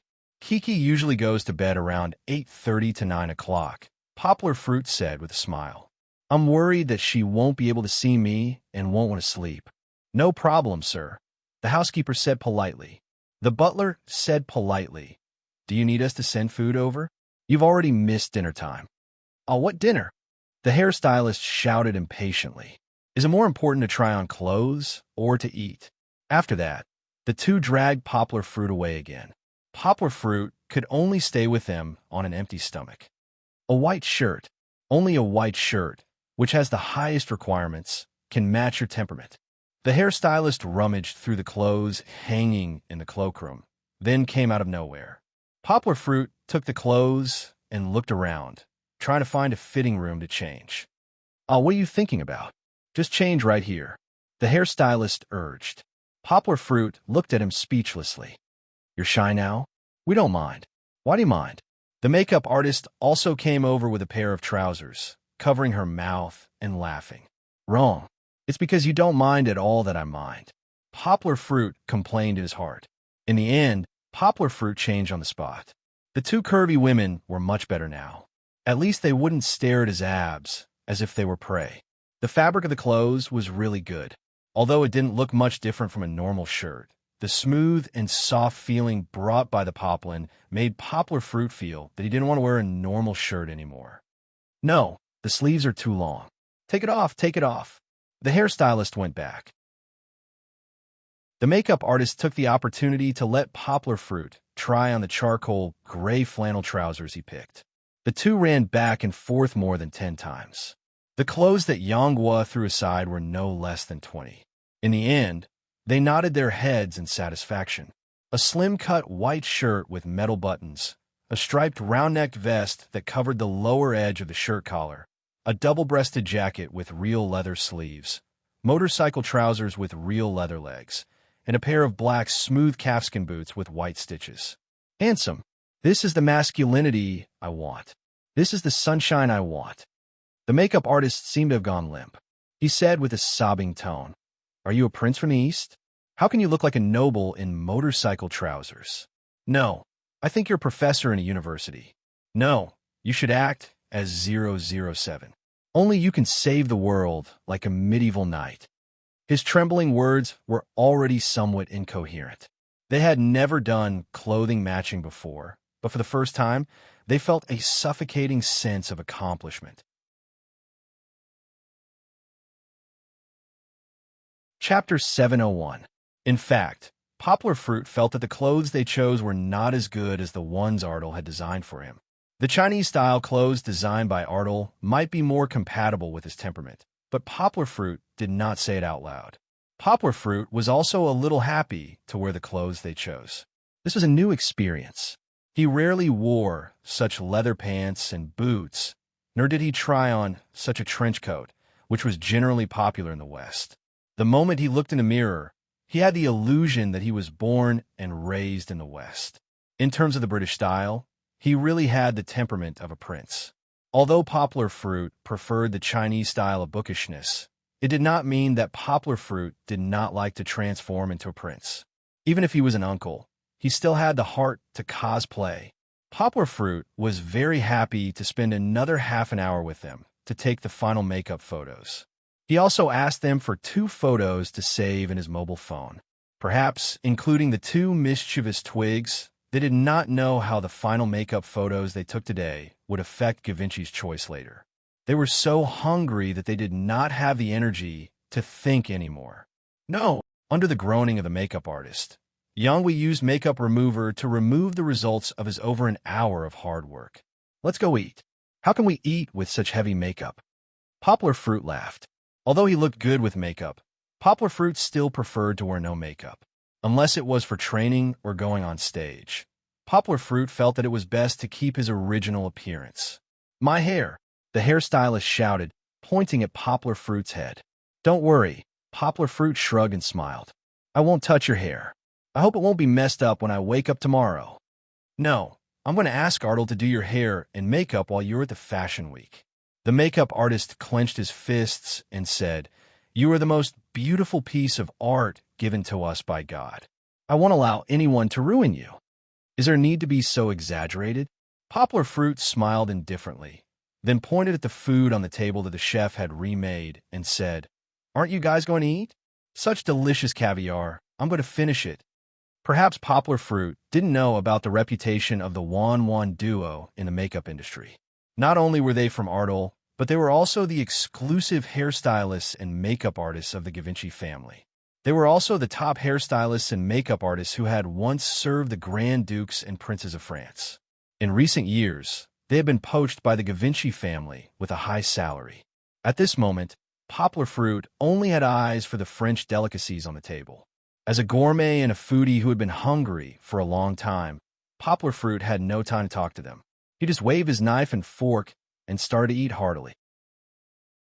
The Wan duo couldn't stand it anymore, so they nagged Poplar Fruit again. "Leon, you're using the knife and fork in the wrong way." This will ruin your noble image. After working together for an afternoon and an evening, the two of them had become familiar with poplar fruit. In fact, the two of them were not easy to make friends with. Even when they were serving the nobles, if they didn't like it, they wouldn't hesitate to give up their responsibilities. The fact that they could be so close to poplar fruit could only be said to be because of the unpolished jade that was poplar fruit. They couldn't wait to stare at poplar fruit all the time to make him more perfect. Let's eat, let's eat. Let's eat first. I'm starving. Poplar fruit said impatiently as he ate the steak with traces of blood. It wasn't that poplar fruit didn't want to learn, but there was an old saying in China, don't talk when eating, don't talk when sleeping. Eating was eating, so why was there so much attention and nonsense? After the meal, poplar fruit seriously learned how to eat Western food elegantly from them. Poplar fruit learned very quickly. After all, poplar fruit's ability to control his body had reached a very fine level. Although he couldn't do it as easily as a real noble, he could imitate it very well. The makeup artist and hairstylist were full of praise for him. He had learned another pretentious skill. That was what poplar fruit thought in his heart. It was really useless. He couldn't put his elbows on the table, couldn't point his knife outwards when using it, and had to put down his knife and fork in the shape of an 8 when eating. These rules were completely, other than looking good, there was no practicality at all. Anyway, when poplar fruit ate, he didn't think about how to be elegant. What he wanted was comfort and freedom. There was no point in throwing away the watermelon and picking up sesame seeds. When he went to find Kiki, there was a small incident. According to the housekeeper, Kiki and Luo Danny, my daughter, were having too much fun in Luo Danny's princess room. They were so tired that they fell asleep at 9:30. Due to etiquette, poplar fruit was not allowed to enter Luo Danny's room. Poplar fruit had to be blocked outside the door. He looked at the housekeeper helplessly and said, well, then I'll have to trouble you to take my daughter out. I'm going to take her back to the hotel. Master Ardle has told us that you can stay here for the night and go back tomorrow. The room has been prepared for you. The housekeeper bowed and said humbly, the young master likes your daughter very much. She is allowed to rest in the young master's room. Although he knew that the housekeeper meant well, why did the housekeeper's words sound a little uncomfortable? Maybe he wasn't used to these aristocratic styles. Poplar fruit had read similar dialogues in some medieval novels, but it didn't mean that he could accept these disgusting rules. Anyways, Ardle had gone to the Louvre Museum in the second zone to attend some kind of banquet. He wouldn't be back for the whole night. Her other two new friends had also gone back to their own little world. Yangwu wasn't in the mood to stay here alone anyway. No, thanks. I want to go back to the hotel. I have to attend the training tomorrow morning. If I spend the night in the villa, I won't be able to arrive on time tomorrow. Poplar fruit said with a smile. I wonder if Mr. Renault has rested? In the end, the housekeeper asked the housekeeper to take Kiki out of the room. Then, the housekeeper arranged a car to send poplar fruit back to the hotel. When poplar fruit returned to the room, it was already 1 o'clock in the morning. Poplar fruit helped Kiki change into comfortable pajamas, then took a shower and went to bed. Today, it took him so long just to take a photo. Even though poplar fruit had a strong physique, he still felt a little tired. It seemed that becoming an international supermodel wasn't as easy as he thought. Poplar fruit rested his head on a soft goose feather pillow, looked up at the blue ceiling, and thought quietly. There would only be more challenges in the future. Could poplar fruit hold on?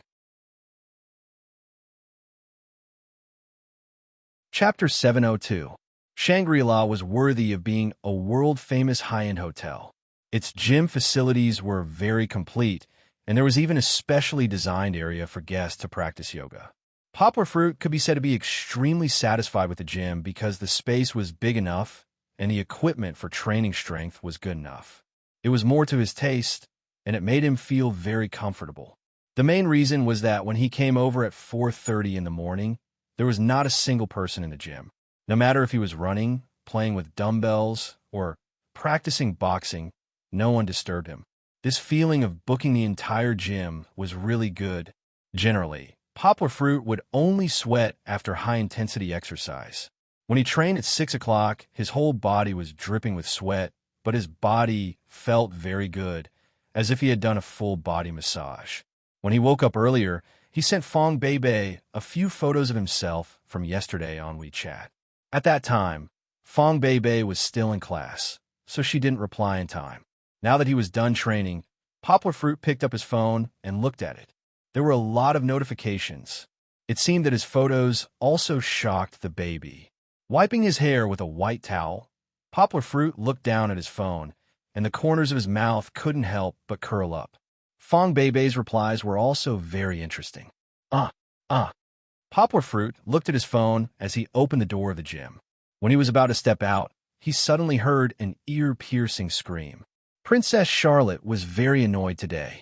Because she attended a banquet yesterday, she woke up late in the morning, and her behavior of sneaking into the gym was discovered by the bodyguards. Although they didn't stop her, she once again lost her freedom. There was a tail following her. Just as she angrily walked to the gym and was about to push the door opened without warning, and then a hairy white head suddenly appeared in front of her. Alien!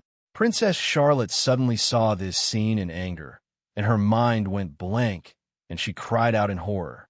Poplar Fruit was also shocked. He didn't know that his appearance with a white towel and his head lowered would make people mistake him for an alien. When he looked up, his expression tightened. There was no problem with Princess Charlotte. They had met twice yesterday and could be considered acquaintances. The first time was like today. They had almost bumped into each other. However, behind her was a white bodyguard that he had seen in the elevator yesterday. He didn't know if it was because of Princess Charlotte's scream, but he reflexively pulled out a gun from his waist. When Poplar Fruit saw that the black Glock was about to raise its head, his breathing suddenly stopped. Princess Charlotte was still in shock. She saw the white thing in front of her shake and then disappear. Behind her, there were sounds of fighting. Poplar Fruit dodged the woman in front of him and then jumped. Before the bodyguard could react, Poplar Fruit performed a standard military grappling hand. There was nothing special about Poplar Fruit's moves. Any Chinese Special Forces soldier could perform them, but he was fast. Poplar Fruit did not give the other party a chance to pull the trigger. His finger was stuck on the bodyguard's pulse, and with a squeeze, the bodyguard's hand holding the gun instantly went numb, and the Glock fell to the ground. Roar! The white bodyguard, who was as strong as a polar bear, was a top bodyguard serving the royal family. He still had some skills. The moment his wrist was locked by Poplar Fruit, he reacted and roared, then swung his left elbow backward. That elbow, which was as big as Poplar Fruit's knee, was very frightening. If an ordinary person was hit by it, they would probably have a concussion. However, although Poplar Fruit was not very strong, he was completely superior to him in terms of strength. Hee. Friend. Poplar Fruit stretched out his other hand to grab his elbow and shouted in Italian, misunderstanding. Although he knew Italian, his mother tongue was French. The white bodyguard was not in the mood to translate Poplar Fruit's words. He was shocked and angry.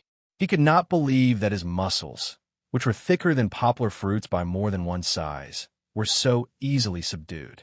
Of course, he did not only have one way to attack, as he came from Blackwater. He forcefully knocked his boots on the ground, and with a flash of light, a dagger-like blade popped out from the heel of his boots. Yang Guo was vigilant at all times. When the bodyguard was lying on the ground and swinging his leg like a scorpion, he felt the wind behind his head. Poplar Fruit locked his hand, jumped forward, and dodged the blade on the white bodyguard's boots. Then, he quickly hooked the white bodyguard's thigh with his leg and sat back down. This time, Poplar Fruit completely locked the white bodyguard's hand and leg joints. Unless he was a rubber man who had eaten the devil's fruit, it was impossible for him to break free from Poplar Fruit's hands. The mobile phone that had just been removed by Poplar Fruit happened to fall at Poplar Fruit's feet. Poplar Fruit did not have the spare hand to hold a gun at the moment, so he had to step on it with one foot. He turned his head and said to the frightened woman in Italian, "Hey, ma'am, I'm really sorry for scaring you just now. Please explain to your bodyguard that this is a misunderstanding, okay?" Princess Charlotte was scared silly. She asked in her native French, what are you going to do? Why is she speaking French again?" Poplar Fruit was confused by her. He shook his head and explained in French, "I don't want to do anything. This is a misunderstanding. Your bodyguard is overreacting. Let him go. Princess Charlotte still looked at Poplar Fruit with some fear. She recognized Poplar Fruit at this time, but she still could not believe her eyes. How could that weak Asian man subdue her bodyguard so easily? Okay. Poplar Fruit shrugged his shoulders.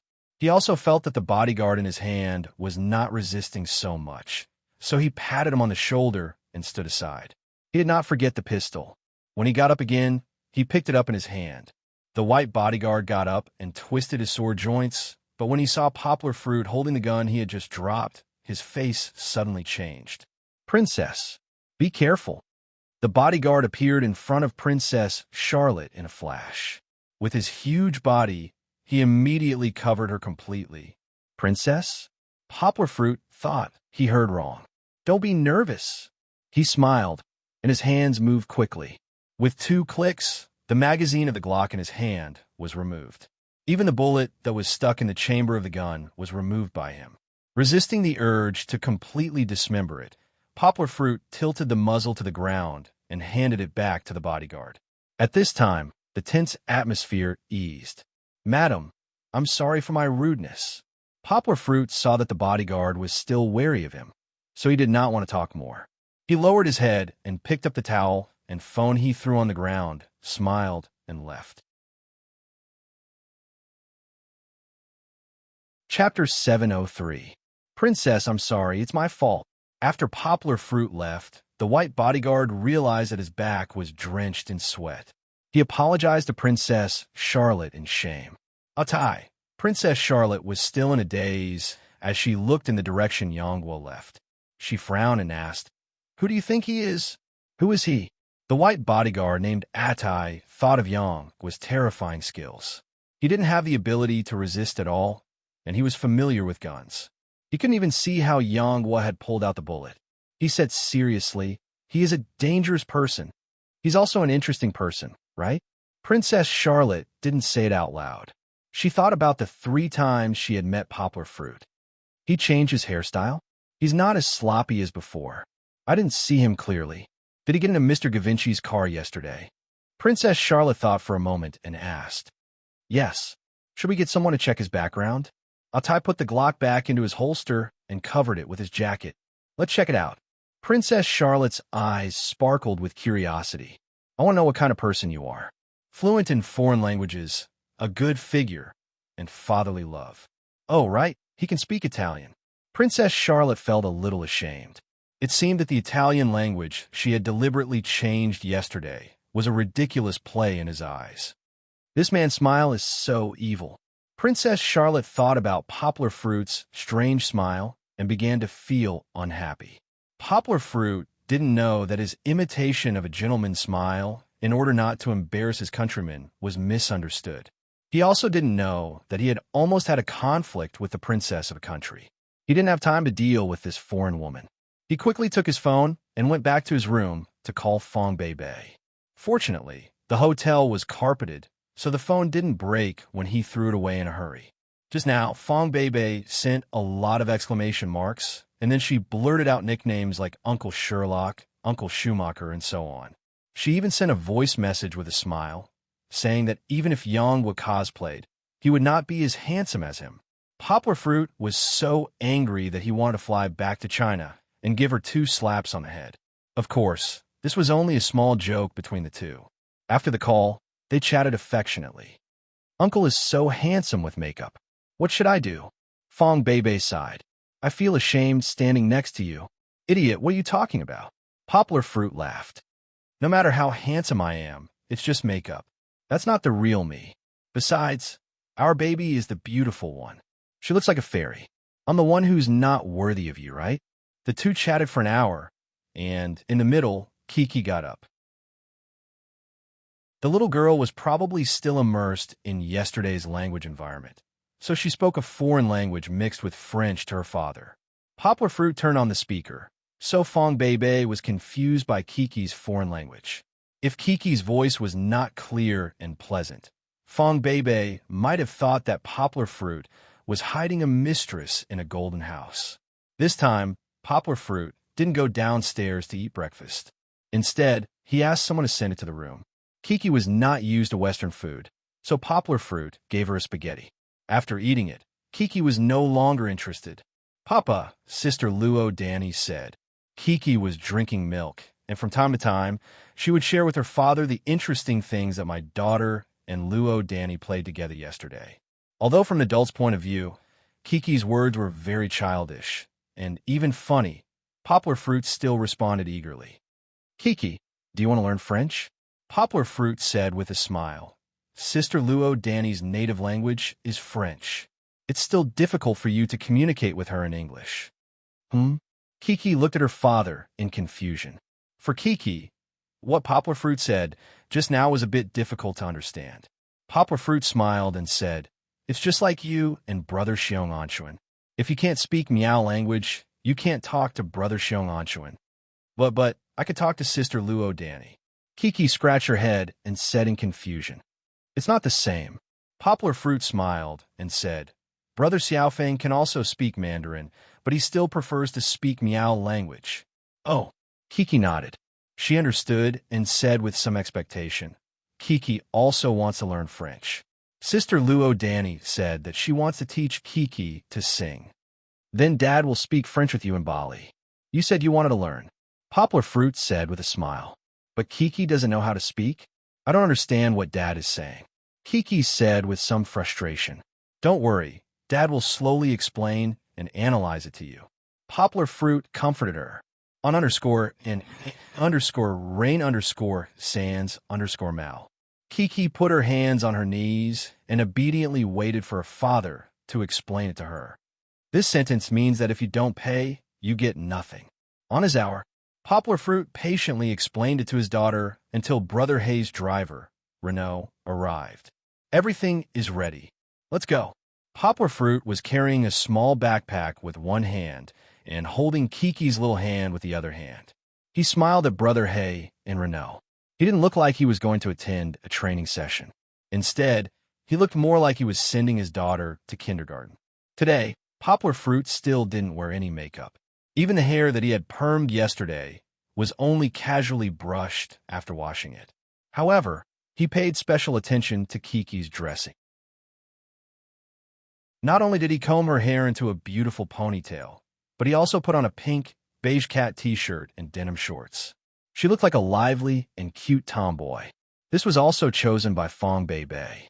She said that Poplar Fruit was a rough man, and it didn't matter what he chose, but Kiki couldn't be looked down upon outside. Poplar Fruit agreed. After getting in the car, Poplar Fruit was surprised to see that there was another person in the car. He had seen her before. It was the manager of Givenchy in Beijing, Fong Min. This was the second time that Poplar Fruit had seen Fong Min, but he still recognized her at a glance. "Fong Min, why are you here?" Poplar Fruit laughed. "It was not easy to meet an acquaintance in a foreign country. I'm here to be your assistant," Fong Min said with a smile.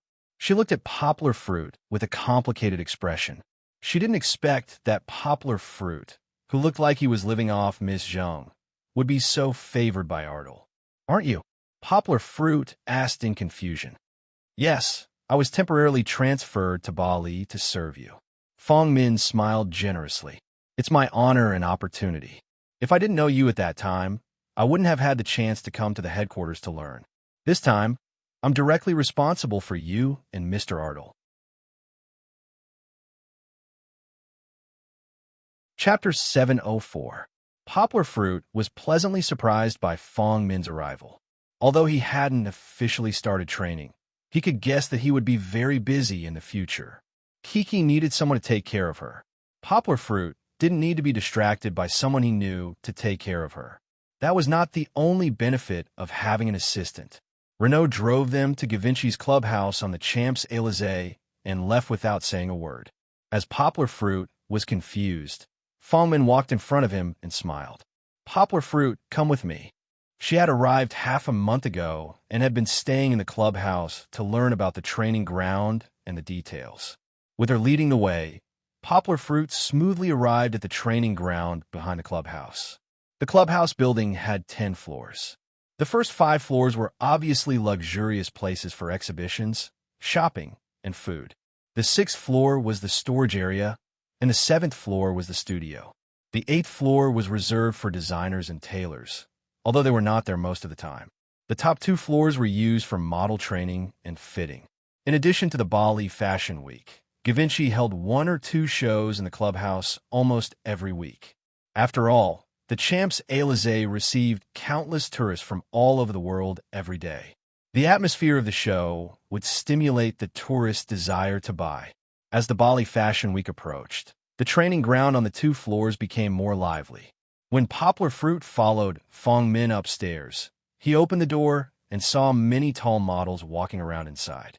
Each of them was surrounded by many assistants who were busy touching up their makeup, fanning them, and turning on the lights. Fong Min was the only one here, which seemed a little shabby. Of course, Poplar Fruit didn't care. He was still looking left and right excitedly to observe the other models. Fong Min turned her head and comforted him in a low voice. Poplar Fruit, don't worry too much. These models have agencies and are already famous international models. It's normal for them to have many assistants. You just stepped into this circle. When you become famous, you won't be any worse than them. Poplar Fruit smiled. In fact, he was not interested in stepping into this circle, nor was he competitive. However, he was still a little curious. He asked Fong Min, "You said that those assistants were brought here by themselves? Didn't they say that the organizer would provide a makeup artist? There are almost 100 models. No matter how rich the company is, it's impossible to provide a professional makeup artist for each of them." Fong Min smiled faintly. "It's like this. Usually, there are 5 or 6 makeup artists stationed here. The models that the management company doesn't take a fancy to are all done by them. However, as you can see over there, you have to wait in line. If you sweat in the middle of the process, no one will touch up your makeup unless the instructor can't stand it and instructs a makeup artist to cut the queue and touch up your makeup. Besides, these makeup artists aren't the best. Their skills are a little lacking. Furthermore, there are so many people queuing up. The speed is fast and the quality can't keep up.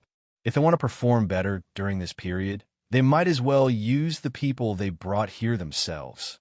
Fong Min pointed to the supermodels who were surrounded like little emperors and said, "If they can get the opportunity to appear in the main show, they will definitely make more money in the next year. It's not a big deal to invest a little now. However, Poplar Fruit, you don't have to worry. You're the most special one. Mr. Artle trusts you very much. No matter what others do, you can wear his clothes and appear on the runway in the main show." Fong Min winked at him slyly and said, "However, don't tell others. Otherwise, there will be a lot of rumors." Poplar Fruit was stunned for a moment. He nodded silently. It wasn't that he was moved. For him, appearing in the main show of the Fashion Week was no different from taking a teacher's class. Poplar Fruit didn't expect Artle to trust him so much. This made Poplar Fruit feel more pressure on his shoulders. He had to work harder. He couldn't let his friend lose face. "Poplar Fruit, be careful when you talk later."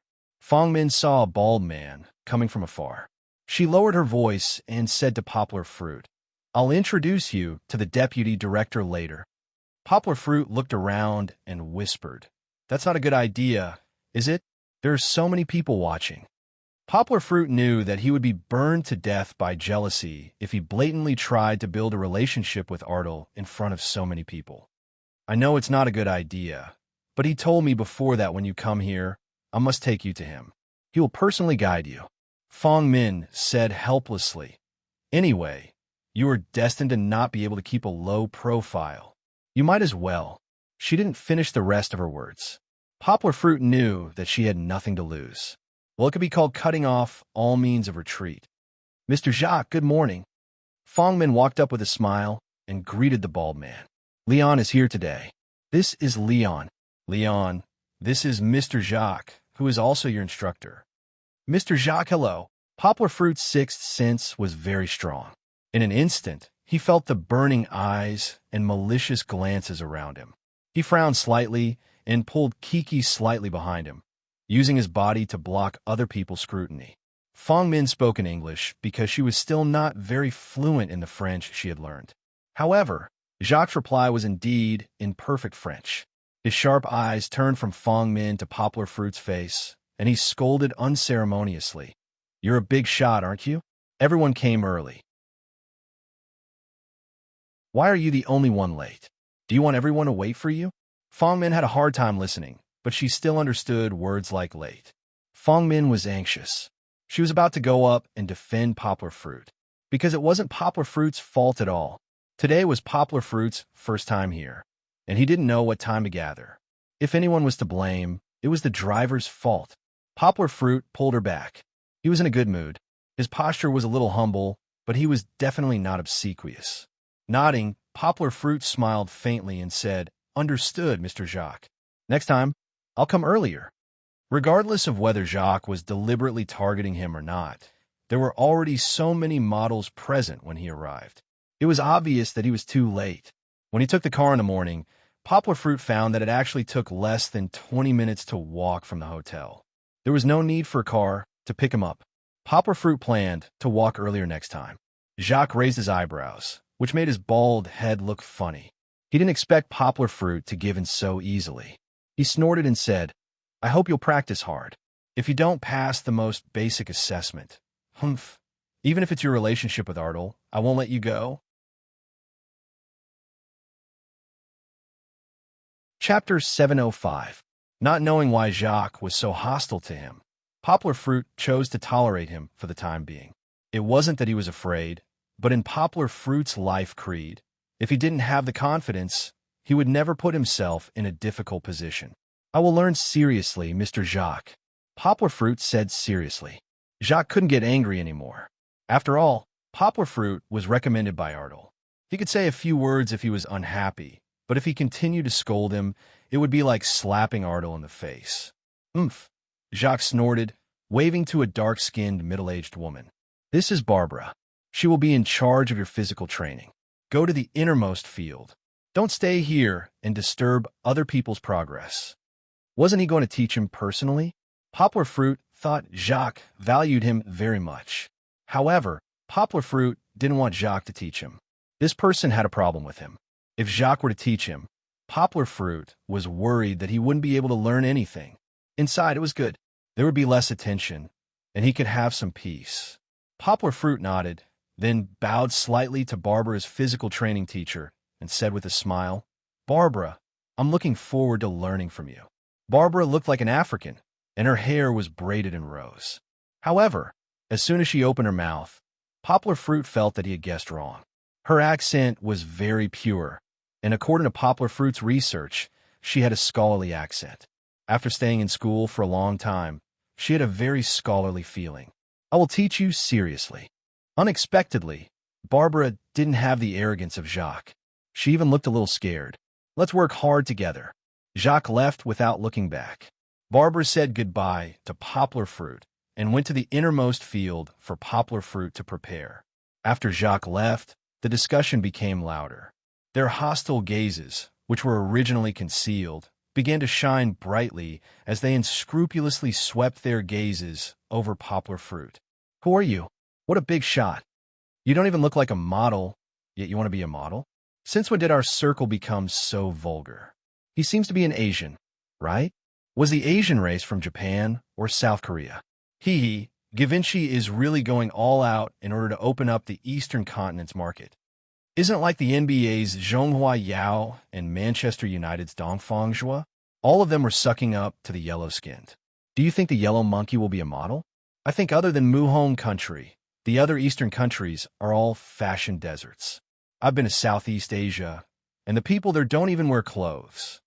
I think this man relied on his face to get to where he is today, right? Maybe he's a Frenchman, too. Listen to his French. It's perfect.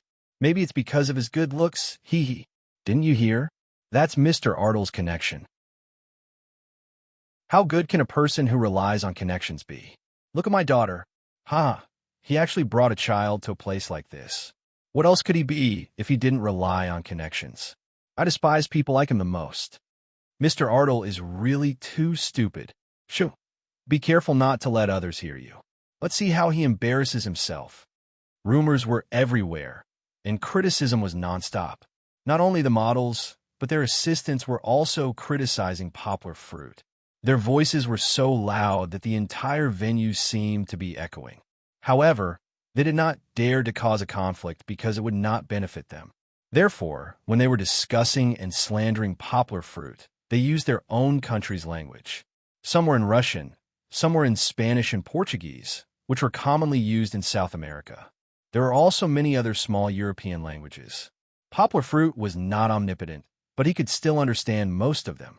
The feeling of not being able to fight back while listening to other people's ridicule was really frustrating. Poplar Fruit was fine with himself, but he really wanted to punch and kick those who insulted his skin color, his country, and even Kiki until they could not take care of themselves. But what was the use of that? Other than letting Givenchy kick him out, other than letting those who were not beaten up to insult him even more, other than smearing the reputation of his country, what else could it solve? No. Poplar Fruit clenched his fists and secretly remembered this. He firmly believed that his performance was the best way to fight back. Kiki and Fong Min were still the best. Poplar Fruit sighed in his heart. It was really fortunate that he could not hear their nasty words. However, when he turned his head, he saw that Fong Min's face was a little pale, and she looked very unhappy. He asked curiously, "Fong Min, what's wrong?" Fong Min shook her head and said in a low voice, "They're too much." "Are you talking about Jacques or those models?" Poplar Fruit smiled and said, "It's normal. Jacques doesn't know me and thinks that I got in through the back door. Then, of course, they're very hostile to me. One more person means one more hole." "No, you don't know this, Barbara." Fong Min sulked and said unwillingly, "Last year, she was rated as the worst instructor in Givenchy." Poplar Fruit asked in surprise, "There's a worst instructor?" They were the ones who rated her in private. Fong Min shook her head and said, "I heard that Barbara is the black version of Zhao Kua. She has a lot of theories, but she can't teach good models." "How did you know?" Poplar Fruit asked curiously. "How did she know so much gossip? Didn't I come half a month early?" Fong Min sighed and said, "You already have a poor foundation. I thought the bald guy would give you special guidance for Mr. Artle's sake. I didn't expect him to be so ruthless." Fong Min was a talent. She was serious and had a way of doing things. She came half a month early to help Poplar Fruit and asked about the relationships of the people in the hall. Even if Yangguo were to find another assistant, she probably wouldn't be able to find such a good one. Poplar Fruit thought differently from Fong Min. He wouldn't let other people's bad comments about Barbara affect his mood. No matter how bad Barbara was, how bad could she be when compared to Givenchy? Besides, Poplar Fruit was a model with no foundation. What was the difference between a perfect instructor and an 80 flawed instructor? In Poplar Fruit's opinion, Barbara was more suitable for him than the others. No matter how good her ability was, Poplar Fruit felt that he could learn more from her because of her sincere attitude. "Didn't you look down on me and Barbara?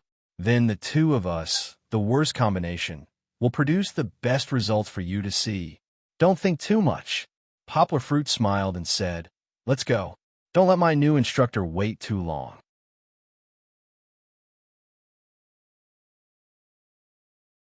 Chapter 706. The models chosen by Givenchy this year, regardless of whether they could make it to the main show, were all international supermodels with a certain degree of fame in the fashion circle.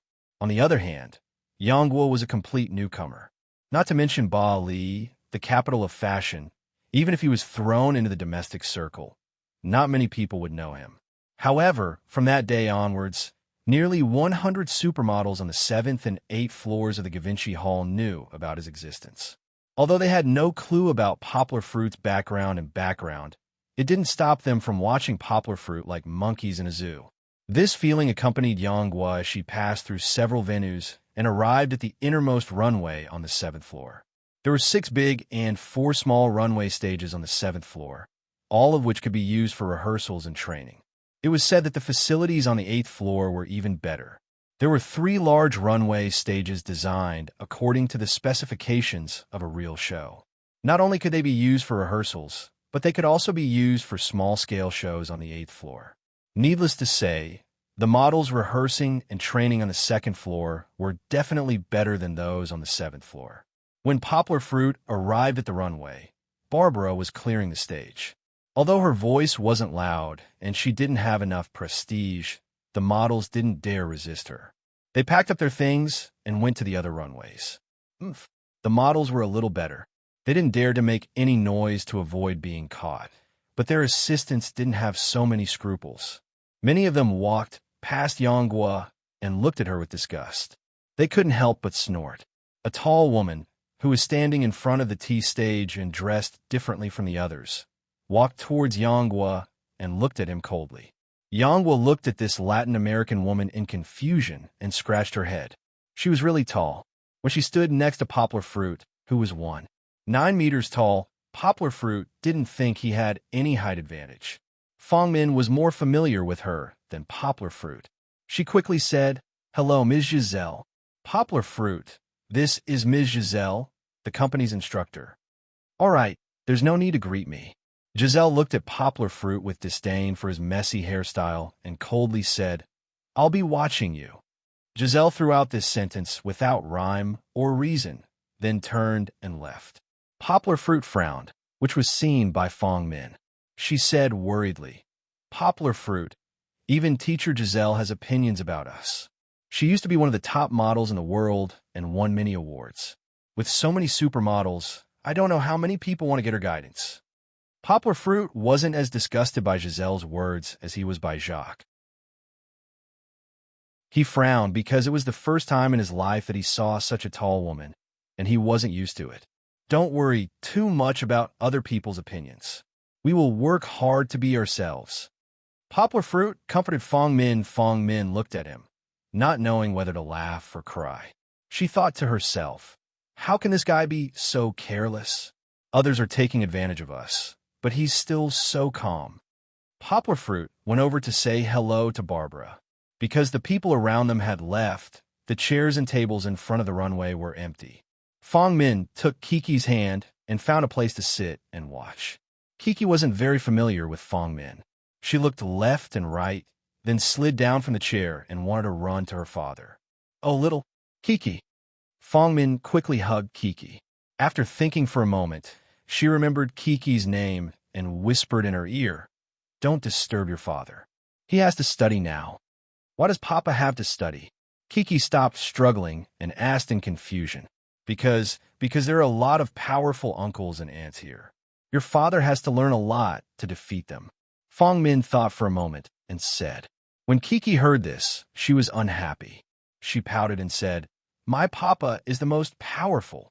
Your father may be very powerful in other aspects, but he's not necessarily a model." Fangmin looked over there worriedly and listened carefully to Barbara's words.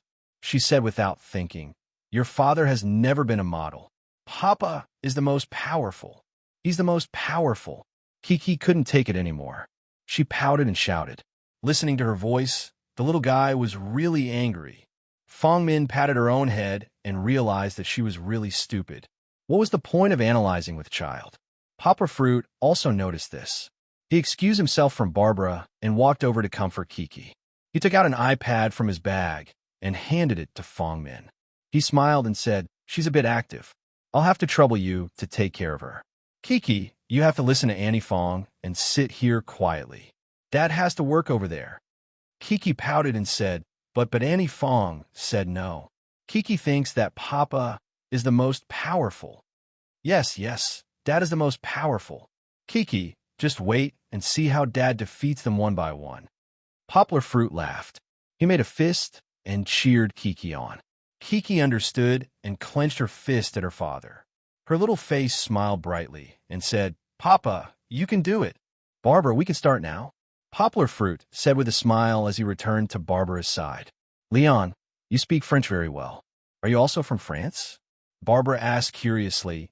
"My ancestral home is South Africa, but I immigrated to France when I was young." "No." Poplar Fruit shook his head and said with a smile, "I'm Chinese." "Then you used to live in France?" Barbara said in surprise. "Your pronunciation is like a pure Bali." Well, Poplar Fruit had explained this question many times. He had no choice but to recite his explanation again. After chatting for a while and eliminating the unfamiliarity, Barbara asked him, "Leon, is your makeup artist here yet?" Poplar Fruit shook his head and said, "I don't have my own makeup artist." Barbara said worriedly, "That's troublesome." She didn't have the courage to let Poplar Fruit cut the line. Poplar Fruit thought for a while and said, "Barbara, can we not wear makeup? To tell you the truth, I've never been a model before. I still have a lot to learn from you, and I even have to start from scratch." Barbara was shocked and asked Poplar Fruit nervously, "You weren't a model before?" "No. As you can see, I used to be a translator." Poplar Fruit shook his head and said, "Even in my home country, I've never been on the runway." He looked at Barbara's worried face and comforted her. "Barbara, I'll work hard to learn. I'll have to trouble you a little more." Barbara was worried about his performance this year. However, even if she wasn't optimistic about Poplar Fruit starting from scratch, she still cheered for Poplar Fruit professionally. "Okay, you have to work hard. I believe you can do it." Although Poplar Fruit felt that Barbara was cheering for herself more.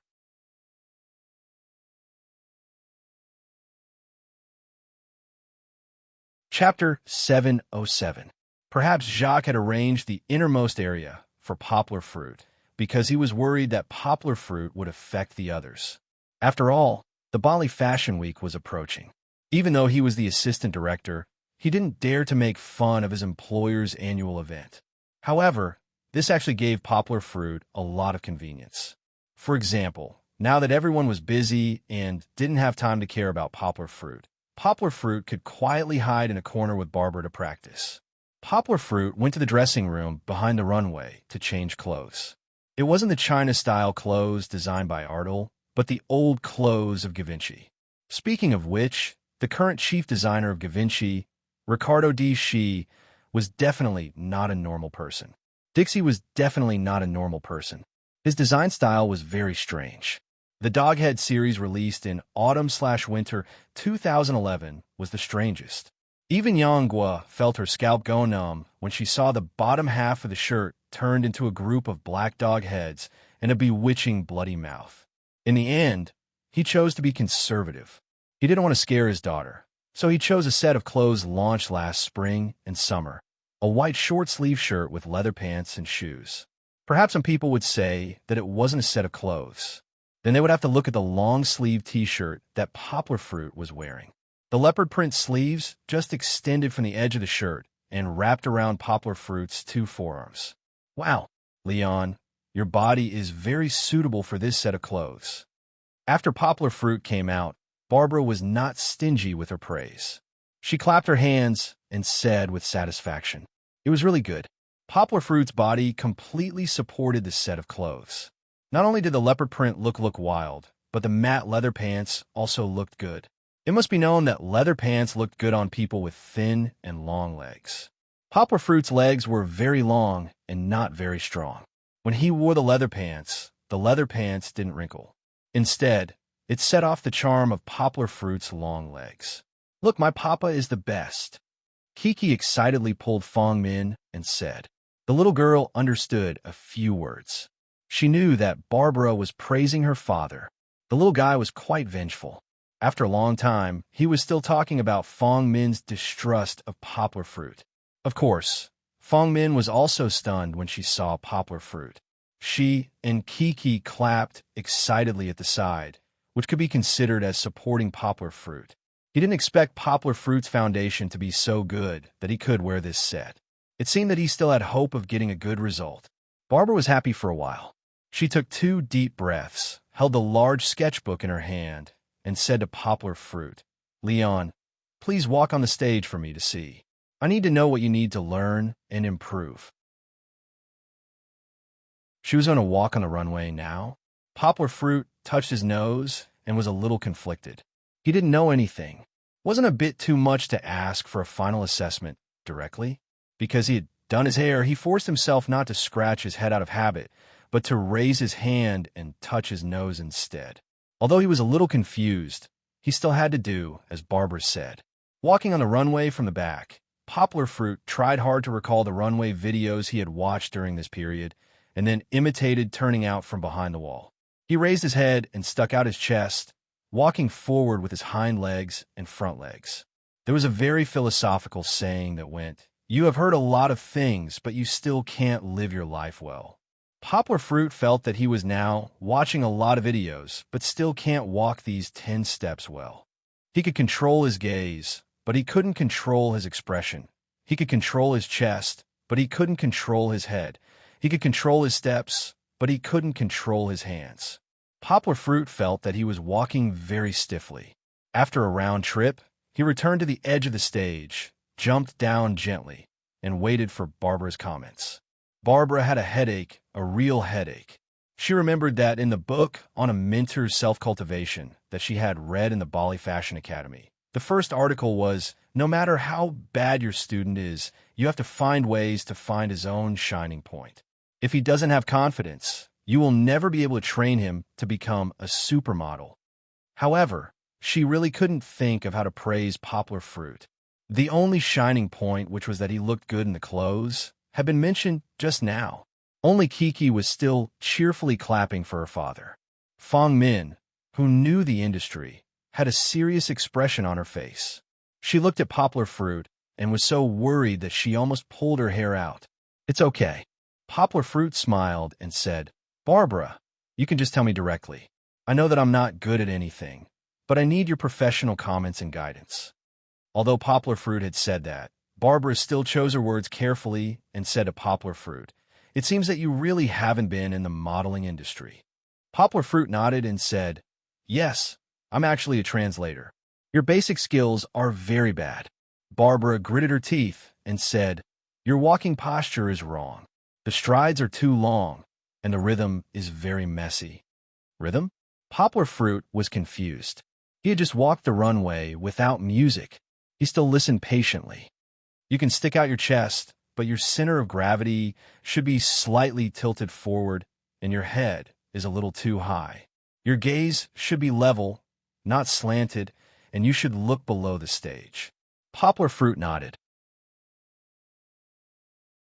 His eyes were a little unnaturally looking at his toes, and because the lights on the opposite shelf were a little too bright, Poplar Fruit's gaze was a little low when he walked the runway. Also, your hands are very unnatural. When you move them, it feels like they're separated from your body. Your standing posture is also wrong. Barbara continued. Her hand that wasn't holding the sketch pad waved in front of her body involuntarily. "There are many, many shortcomings. I can't see a real runway." Feeling that she had spoken a little too harshly, Barbara hurriedly added, "Of course, your physical condition is very good. This is your innate advantage. After training the day after tomorrow, you might be able to walk on the runway." This was actually a white lie, and Barbara didn't have any confidence in herself at all. Perhaps if she had 3 years, she would be able to cultivate Poplar Fruit into a good international supermodel. But now, time was too short. Barbara couldn't help but complain about Jacques in her heart. Of course, she also felt a little sad for herself. Being ostracized like this was the most serious thing she had ever experienced since she graduated from the academy. Perhaps she would really be kicked out by Givenchy this year. Giving Poplar Fruit guidance was just her last duty. Or perhaps she still had a trace of unwillingness in her heart. However, Barbara herself didn't believe that there was still hope. She wanted to give Leon, who came from the ancient Oriental country, as much help as she could, and hoped that this boy who was also ostracized could also feel the joy of being a model. That was enough.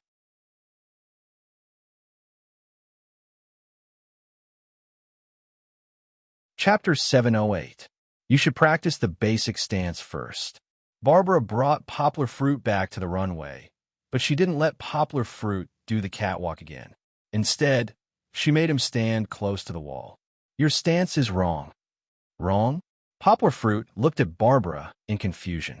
His stance could be said to be imitating the military posture. With his head up, chest out, stomach in, and legs together, he looked very tall and straight. The best stance for a model should be the heels, the hips, the back, and the back of the head. Barbara explained to him, "But your legs are also against the wall. That's not standard." She started from the footsteps. Your heels and knees should be close together. Barbara belonged to the academic school with strong theories. She could only read out the theories in her mind to Poplar Fruit, and then point out the areas where poplar fruit didn't do it well. But she was at a loss if she were to talk about some shortcuts or tricks for modeling. It was also for this reason that it was difficult for her to gain the trust of others in the Givenchy model army, which was basically built by famous models for a long time. But poplar fruit was an exception, because poplar fruit didn't know anything. So poplar fruit could only learn from Barbara. He even thought that Barbara was too amazing. The details of the movements that came out of her mouth were set after set. She could be a teacher in school. Barbara's words were very abstract. For example, chest forward, shoulders back, and pull your shoulders together as much as possible, a series of descriptive preachings. If it were anyone else, they would definitely be confused by her words. But poplar fruit was no ordinary person. When this guy was learning Xingyiquan, Bajiquan, and other kung fu, he didn't have a master to teach him step by step like Miao Dao. He found some secret kung fu manuals on the internet, and then pondered and practiced them himself. Those secret manuals were more abstract, but poplar fruit still learned real kung fu from them. This experience also cultivated Yang's ability to fill in the gaps in her brain from the dry words. Of course, the training was boring. Kiki, who was below the stage, was already very impatient. Fortunately, Fangmin took out the iPad that poplar fruit had prepared for Kiki, and Kiki suddenly became spirited again. She didn't care about Papa anymore. After watching for a long time, she still couldn't understand what he was doing. It was better to watch the Baba Baba that Papa had downloaded on the iPad. Although she couldn't understand French or the subtitles, Kiki still giggled as she watched the video. It had to be said that this cartoon was very interesting. Kiki fell in love with the way the family kept changing their forms to enjoy the fun of life. Later on, Fangmin, who was accompanying Kiki, couldn't help but watch it with Kiki. She couldn't stand doing nothing. At first, Babla didn't feel anything. She just followed the professional ethics that others thought was very silly and naive to guide poplar fruit. She also seriously guided poplar fruit to imitate the flaws in the details that she said. However, as time passed, Babla suddenly realized that it seemed that the clumsy, handsome young man in front of her wasn't as simple as she thought. Poplar fruit learned very quickly, unlike other models who couldn't understand what she said at all. Poplar fruit made Babla truly feel the pleasure of teaching. He understood with a little guidance, and many times she didn't even need to bend down to correct his mistakes. Also, as long as she said it once, poplar fruit wouldn't make a second mistake, as if he had practiced it countless times. Many times, Babla even began to wonder if poplar fruit was pretending to be crazy to deceive her. However, poplar fruit's ignorant look before she explained it to him didn't look like a liar at all. Because I practice martial arts, poplar fruit explained, my body is more flexible than the average person, and I have good control of my muscles. As long as it's not too difficult, I can do it.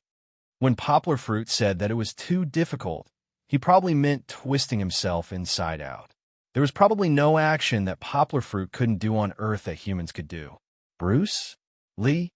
Babla, who looked to be in her 30s or 40s, looked at poplar fruit with shining eyes. His martial arts? Babla was probably not born when Bruce Lee was popular in the 60s or 70s. However, the martial arts craze led by Bruce Lee had indeed swept the world, and it hadn't subsided even in the 80s or 90s. Babla's fanaticism wasn't difficult to understand. However, poplar fruit didn't dare to compare himself to his idol, the Grandmaster Bruce Lee. He waved his hand and smiled. It's indeed Chinese martial arts, but compared to Bruce Lee is a far cry from him. This was poplar fruit being modest. If they really fought, the difference between poplar fruit and Bruce Lee wouldn't be too big. Poplar fruit's martial arts attainments were currently at the Grandmaster level. Poplar fruit and Bruce Lee were the same. They both learned many martial arts, but Bruce Lee was better than poplar fruit in that he had already established a sect, Jeet Kune Do. Poplar fruit's unimaginable learning ability surprised Babla and gave her a faint glimmer of hope. Perhaps poplar fruit could only be trained in a short period of time. Could he still have a chance? Of course, this hope was still very slim. Babla felt that even the best coach in Givenchy wouldn't be able to guarantee that he could train an ordinary person who had never walked in a fashion show to a supermodel who could go on the world's top fashion shows in less than 10 days. Even if Poplar Fruit was a genius, it wouldn't be possible. However, if this time limit wasn't set aside, Babla felt that she might really be able to train an international supermodel who would shock the industry from scratch. Taking a step back, as a professional model coach, what could be more enjoyable than teaching a genius who could understand with just a little bit? Babla felt that she was even more motivated. When she was training Poplar Fruit, she put in extra effort. Then, Poplar Fruit was encouraged by her and became even more focused on learning. Lifting the butt is very important. This will enhance the perfect curves of your body. Although you are a man, all models are the same. Pay attention to your feet. Tiptoe, put your weight on your toes. Your thighs, calves, and toes have to be in a straight line. Practice standing first, then walking. Keep your upper body stable. Don't sway left and right. Don't move at all. Babla realized that it was really as Poplar Fruit said. No matter how difficult the movement was, Poplar Fruit could imitate it. For example, a beginner on tiptoe could actually do it like a ballet dancer. Is this guy a robot? Babla exclaimed in disbelief in her heart. However, Poplar Fruit was just that cool. His existence was to break the norm and create any illogical things that humans knew.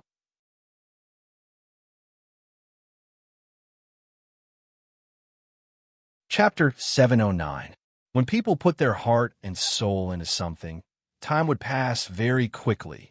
Yangguo and Barbara did not notice that in the blink of an eye, it was already noon. Everyone else had gradually stopped, but Yangguo was still practicing the basic steps of a model under the rhythm of Babla's clapping. Your feet are facing outwards, and the spread angle is small. Bend your knees slightly and lean inwards. The angle of your feet is too big.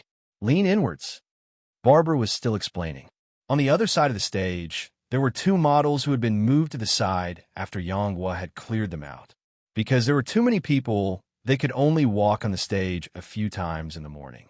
Not only them, but the other models who had their rehearsals reduced because of him were full of complaints. Their rehearsals were suspended at noon. The assistant was busy with their makeup and preparing takeout for lunch. The tutor had his own place to eat, so he left them behind early on. The male and female models sat in their chairs and looked at each other. They saw the indignation in each other's eyes. Involuntarily, they stood up at the same time, turned around, and walked to the tea stage where Yangguo was. What was so good about this Asian? Givenchy had actually given him a runway all to himself. One had to know that even the big models upstairs didn't receive such preferential treatment. They walked to the side of the runway and realized that they were being ignored. Poplar Fruit and Barbara were so focused on their training that they seemed to be in another world. They didn't see what was going on under the stage at all. Kiki and Fong Min covered their mouths and giggled. They were watching Papa Baba. This cartoon is so interesting. Humph.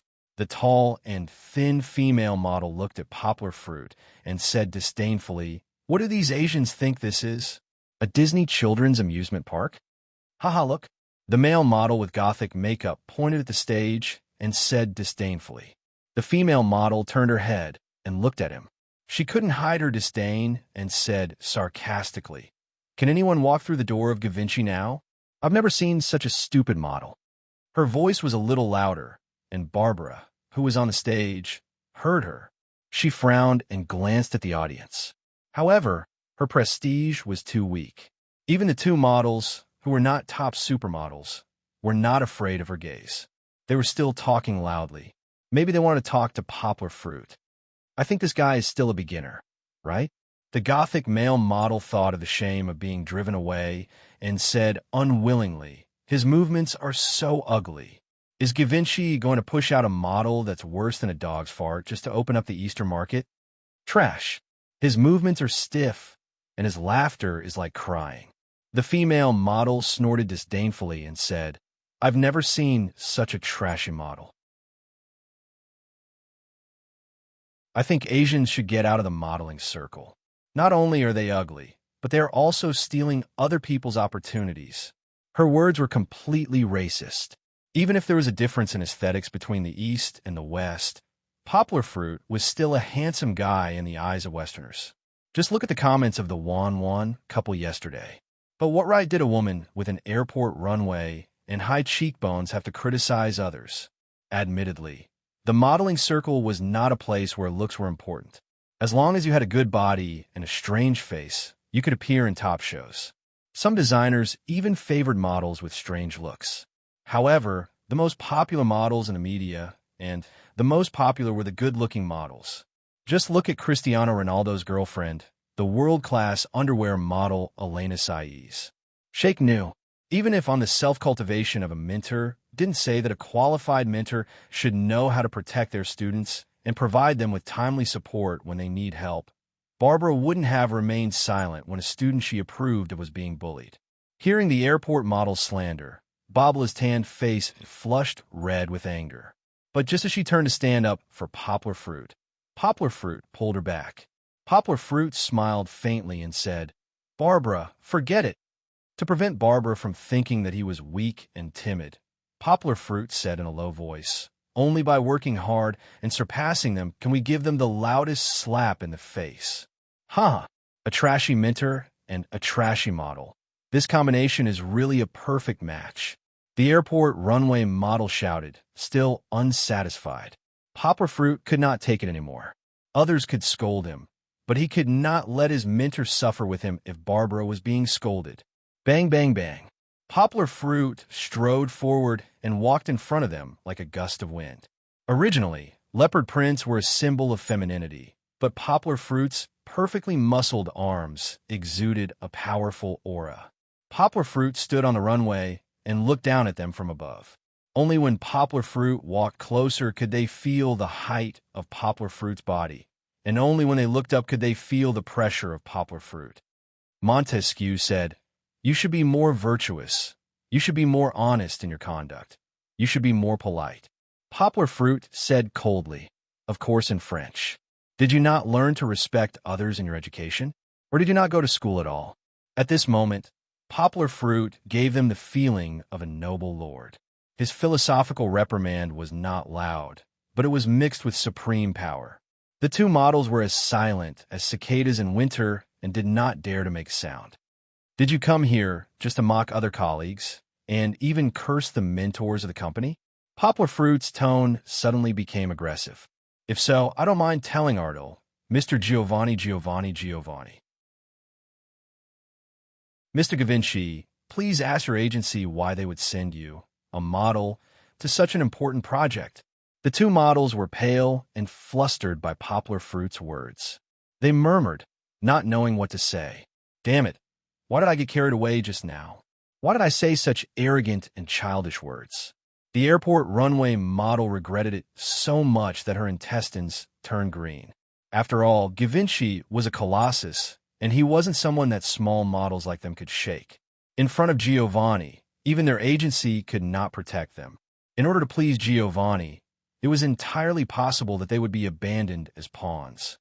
If you still have a little bit of ambition in your work. Poplar Fruit paused.